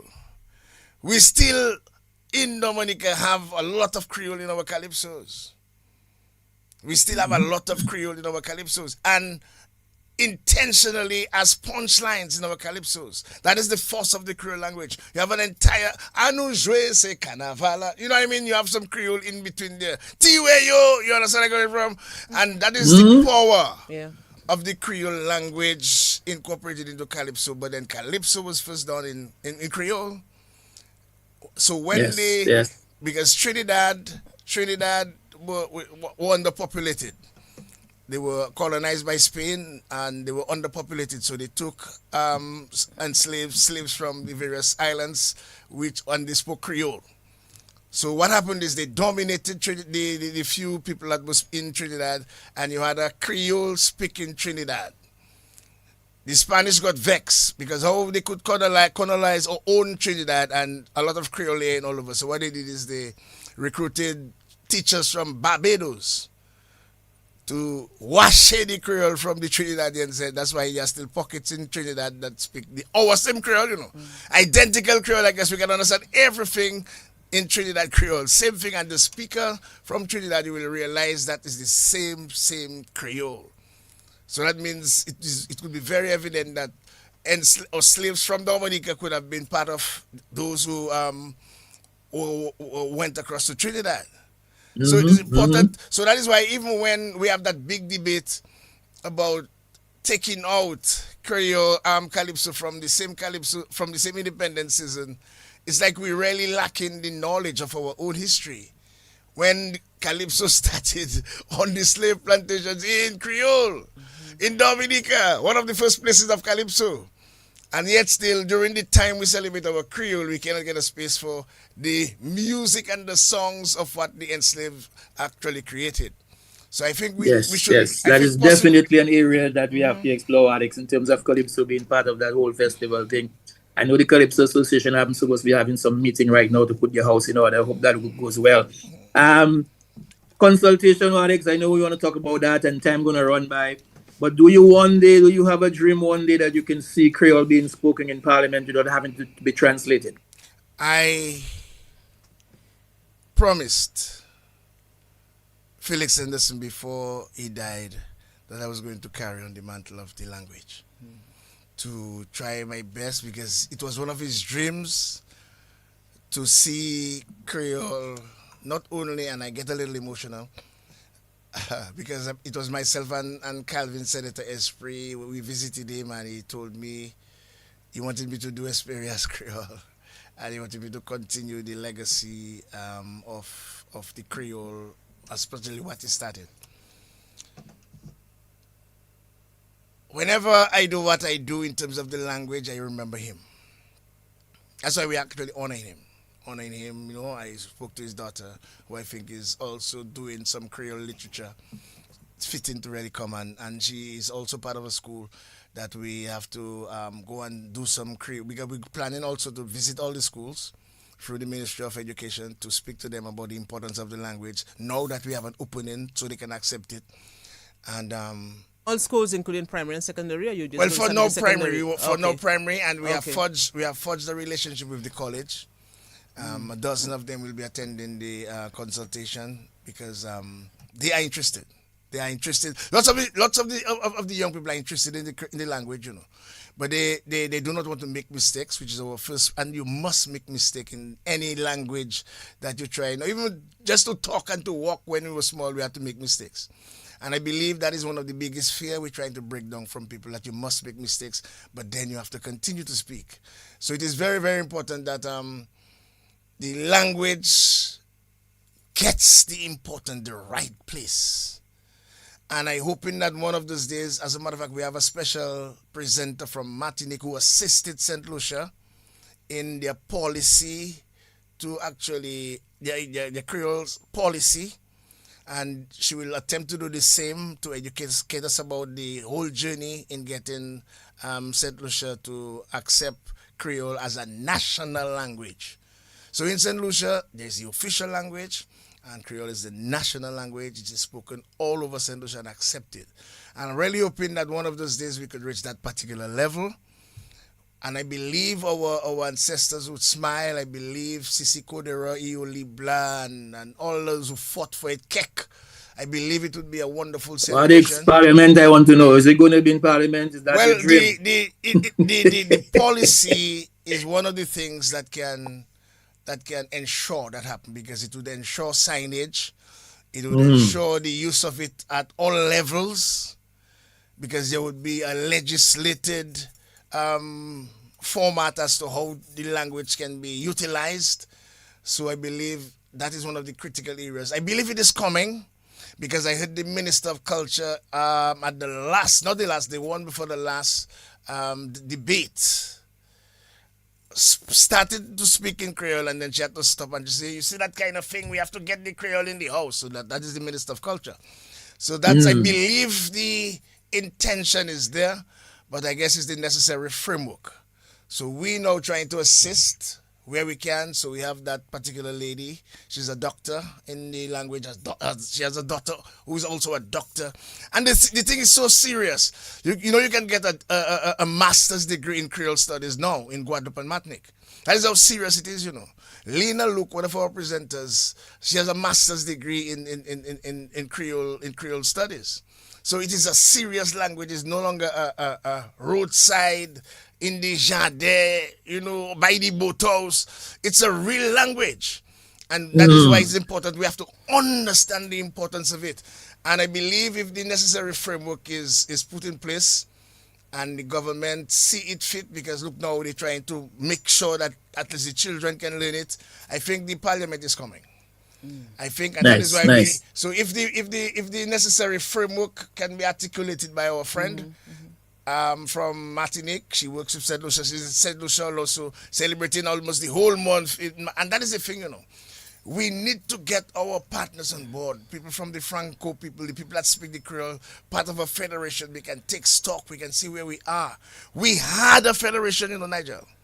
In 1997, we had a federation of Creole cultures set up with Louisiana, Guadeloupe, Martinique. There's a registered Federation of Creole Cultures in the registry. So moves were made with the festival to bring the language on par. Because the Kassav intentionally sang all their songs in Creole. Do not call any one of them French. As far as they're concerned, they are Creole.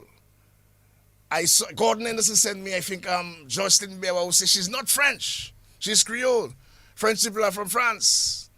She is Creole. And that is the kind of, gone are the days where you would look down and feel ashamed to be Creole.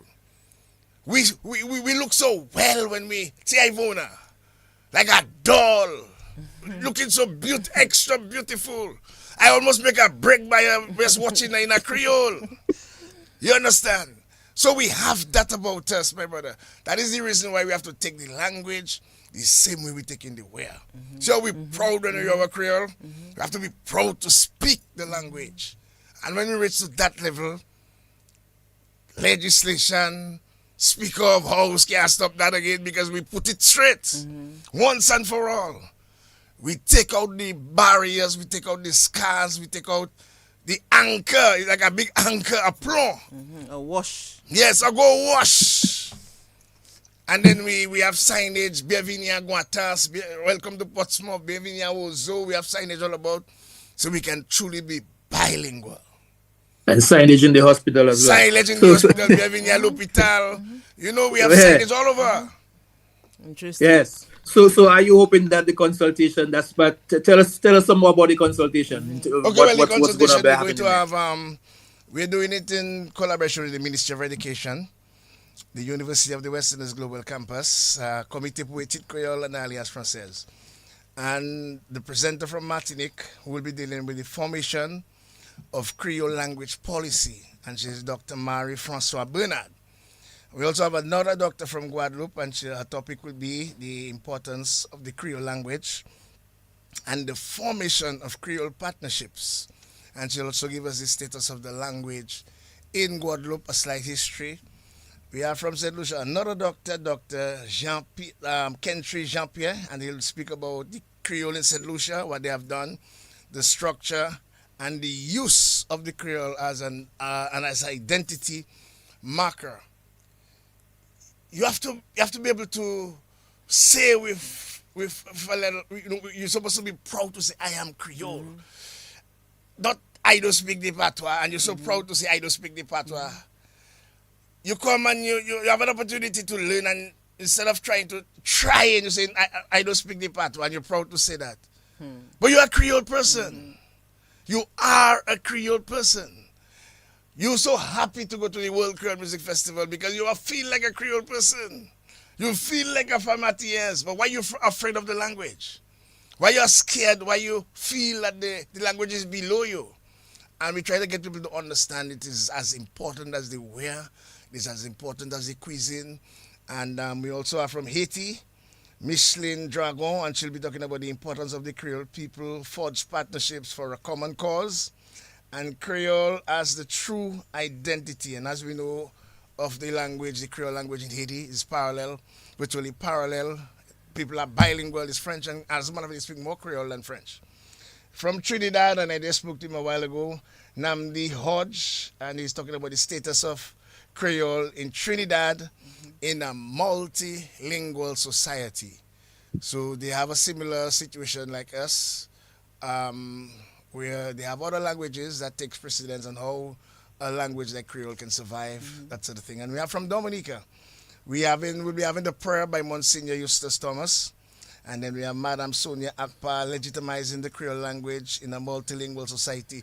Dominica as the case study now, because we have Kalinago, we have Kokoi, we have Creole, and we have English. So we have Kokoi, Marigot side, we have Creole all over, we have English, and then we also have the Kalinago. We can't leave out the Kalinago. And then Magali Celestine, she's the local registrar for CXC, making the Creole language mandatory in schools. And Delia Coffee, Creole in the community. How much of the language that is spoken in the community, and by extension, how much of the language that is spoken out of the various Creole pockets, like Grand May Scott said. Let's say, for instance, Roseau. Is any Creole been spoken in Roseau? Is any Creole been spoken in Goodwill, in Pottersville, in Newtown? You know, that sort of thing. It's important to take stock of those so you can know exactly where you want to go. Then we have Raymond Lawrence. We'll be speaking about the legacy of Keck, championing the cause of Creole. And like I said, Alwyn Booley, when he was Chief Cultural Officer, he created Keck to actually preserve the language, and that's where, the stalwarts like Felix and the rest came in. Gordon Henderson will be talking about the language in music, because he would have penned, scores of hits, number one hits in the language itself. Some of those actually adapted versions selling over 1 million copies. So Gordon Henderson will be speaking about it. And the man who brought Creole to DBS Radio, Dennis Joseph, will be speaking about the language in the media. Because do you know that they used to have quite a bit of Creole in newspapers in Dominica, Nigel? Yeah, man, used to have quite a bit of Creole poems, in the newspapers. And one of the things that we'll be doing is, like I said, honoring Felix and Jamala and the host Amelia and Ophelia. And as we mentioned in this, and we want to talk about a little about the Kokoi. I haven't heard Kokoi theory in a while. And my mind is telling me it's almost on life support. So that's what we do with our traditional. You can remember, there used to be a Kokoitori champion. I'm not even hearing much about Kont. Since Lawrence Bruman died, I haven't been hearing much about Kont.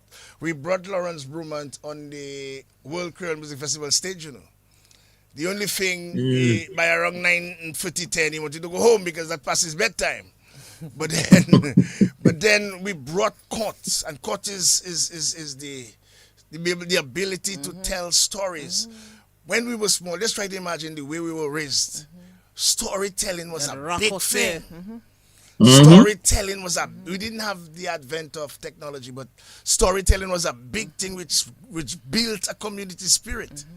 And you know, those conte, we hardly have that anymore. We hardly have Kokoitori anymore. It looked like, well, if we don't do something about those special attributes, we're going to lose them. The same way we are now, and it is very hurtful for me to say it, but then I've forever sending me and Curtis to cover the carnival, and you whenever you are in Dominica, and we see what has happened to the traditional. We see it's about 90% contemporary and 10% traditional. And it used to be different when we had masquerade and steel pan. We had a better fusion. You invite people to come and see things that are different. You invite people to see things that are indigenous. You invite people to see the best you have to offer. But you don't invite them to come and see the same thing they can see on another island. And that is one of the shortcomings, and we are short-sighted when it comes for those things, and we take those things for granted. Let's just put this person on quickly for a short while. Hello, connecting the dots. Yes, good morning. Dr. Stein, I just had a quick thought, great discussion. To what extent is the African element of the Creoles being stressed? I get the feeling sometimes that we hear about Creole in itself. We hear about the language. We hear about this and dress and dance and food and music. We don't hear much about the ways of thinking. And we don't hear much about Africa. And I thought from my earliest understanding of it, I will leave in a while, I thought from my earliest understandings of Creole, it was an encounter system between Africa and Europe. Is that no longer the case? What has happened to the Africa element? I thought I'd ask. Thank you very much. Thank you. Very interesting, and yes, the African element is very prevalent in the Creole we speak, and I said that a little earlier. It is very important, and I spoke to a gentleman, a doctor again. As a matter of fact, I was trying to get him. He did quite a bit of work on he's in England. He did quite a bit of work on the African element in the Creole. He's a St. Lucian, but he now retired, now resides in England.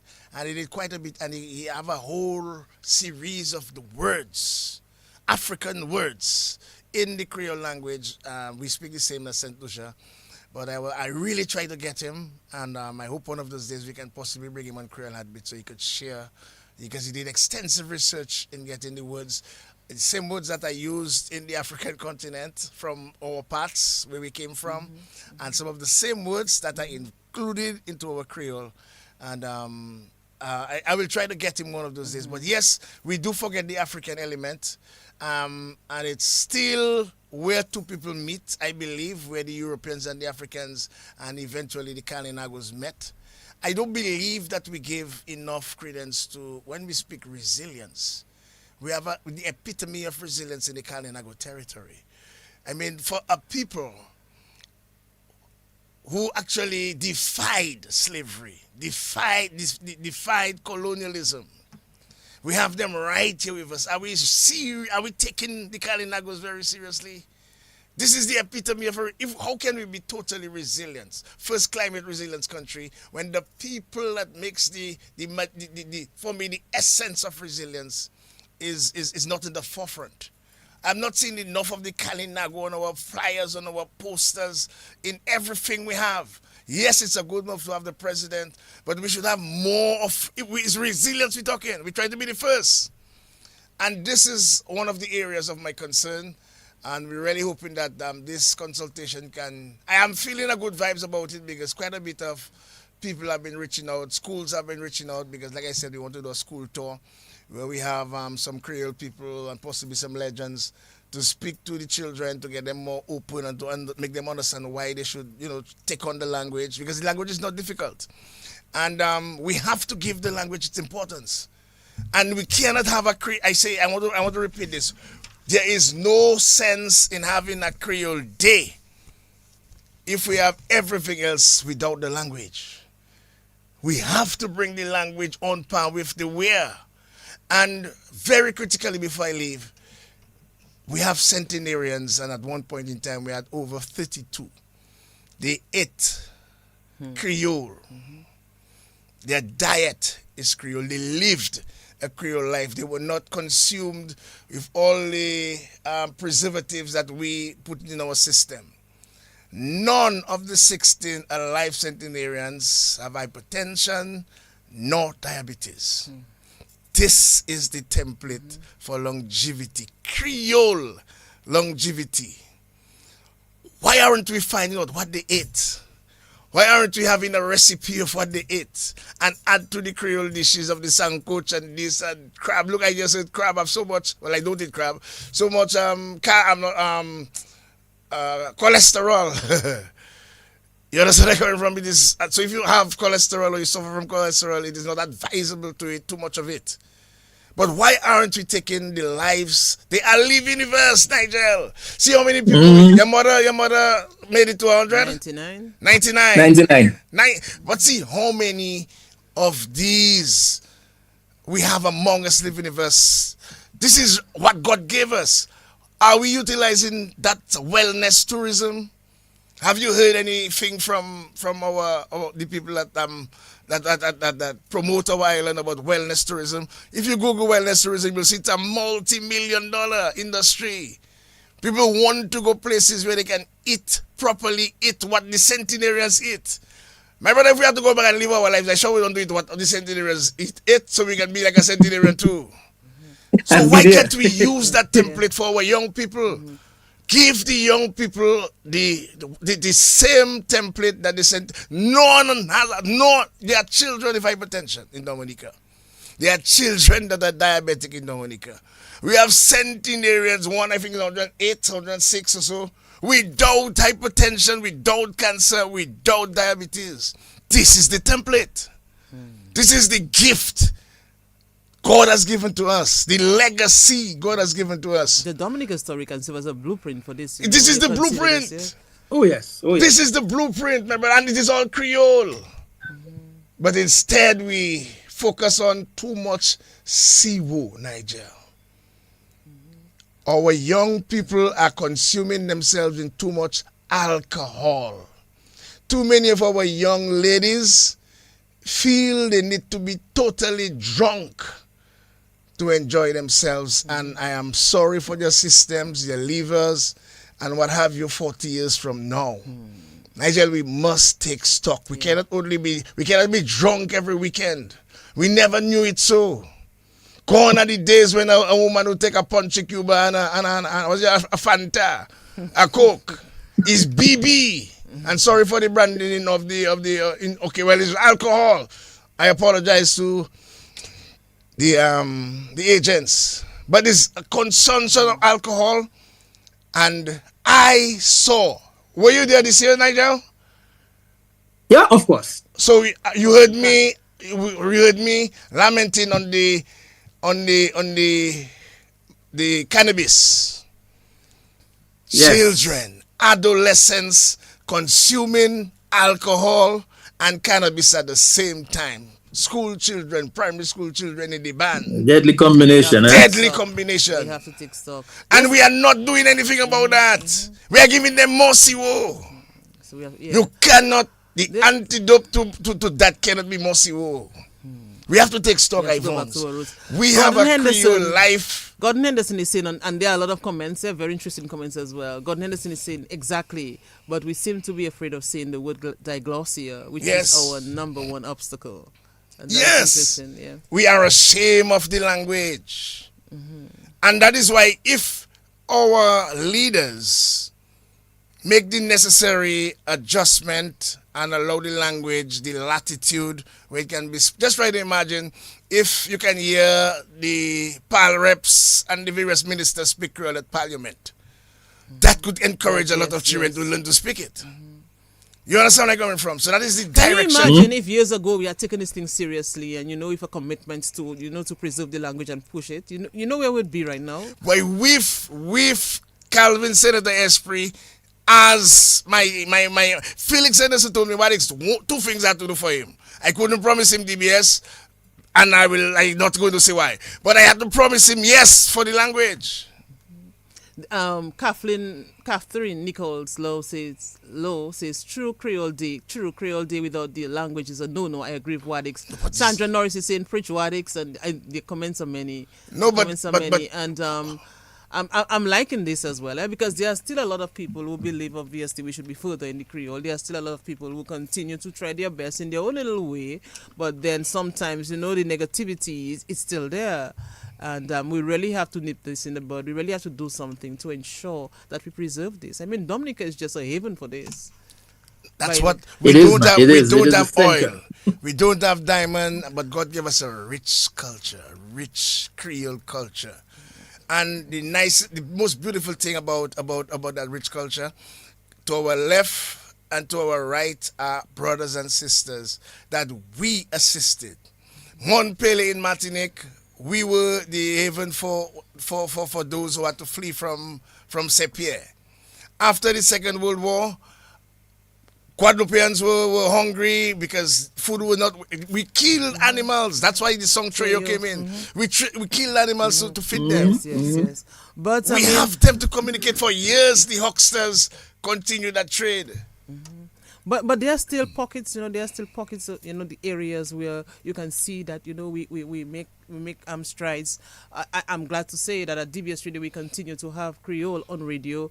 I listened to several stories from Dennis Joseph, and he was saying that it was a fight. Yes. To even have Creole, there's the bourgeoisie, the high class people did not want Creole on radio. It was really a battle. What kind of thing that on the radio?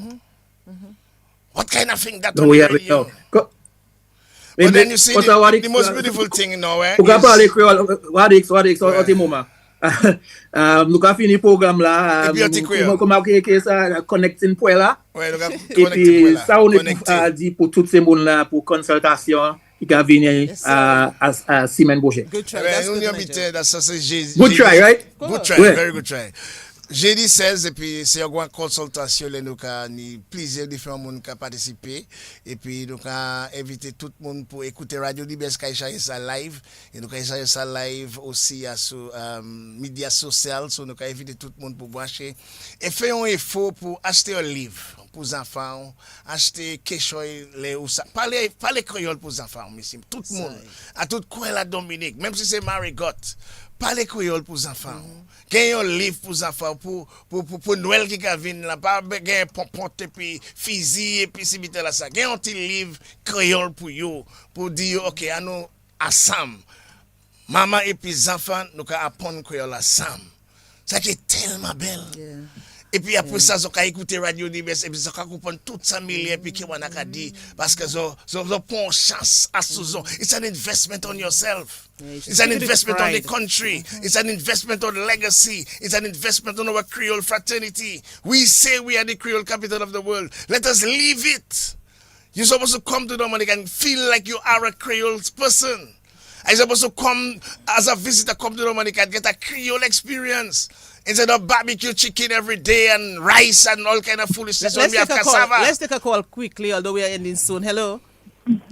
Hello? Yeah.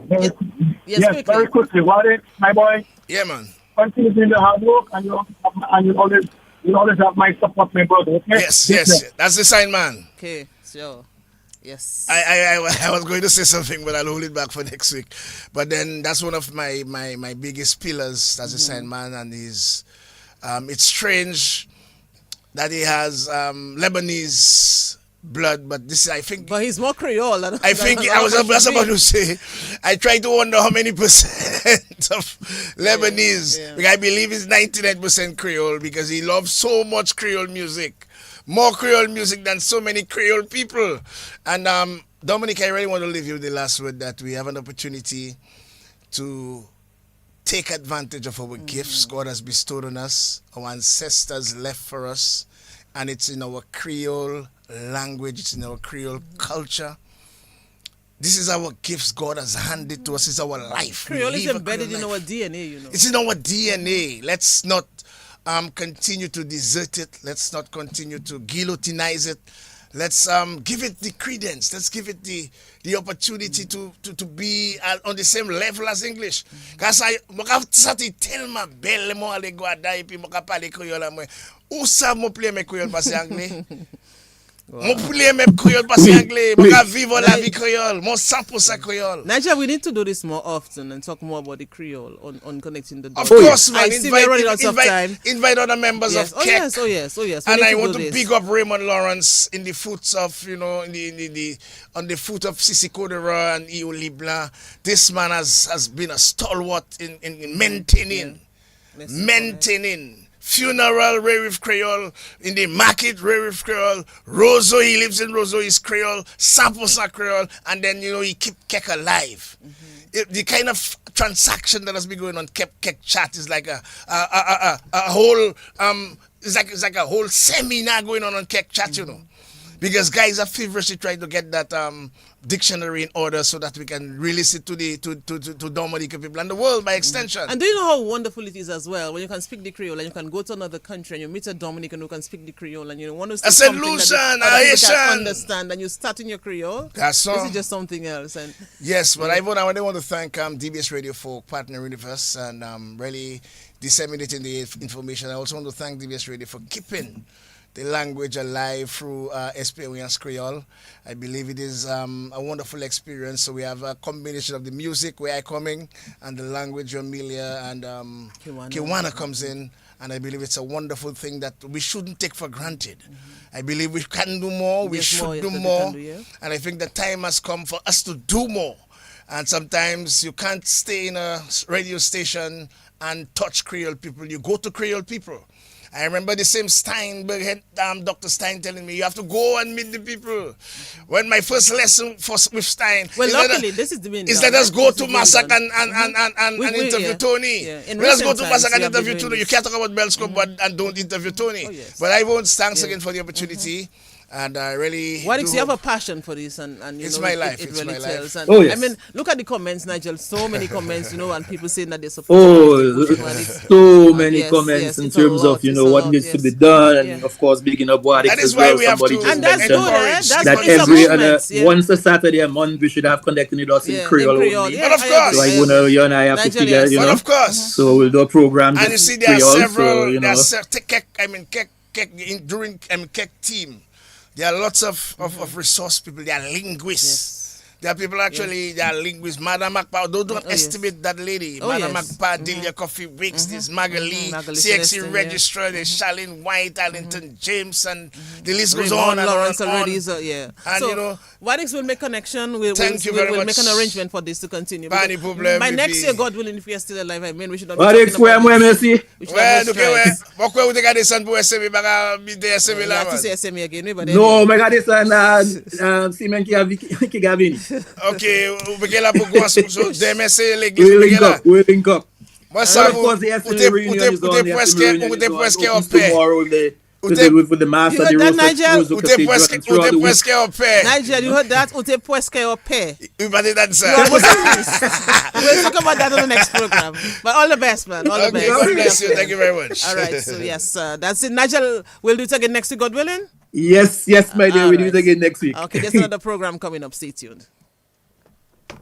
You're listening to DBS Radio. Let's get this DJ Fun Time on a Saturday going as we end connecting.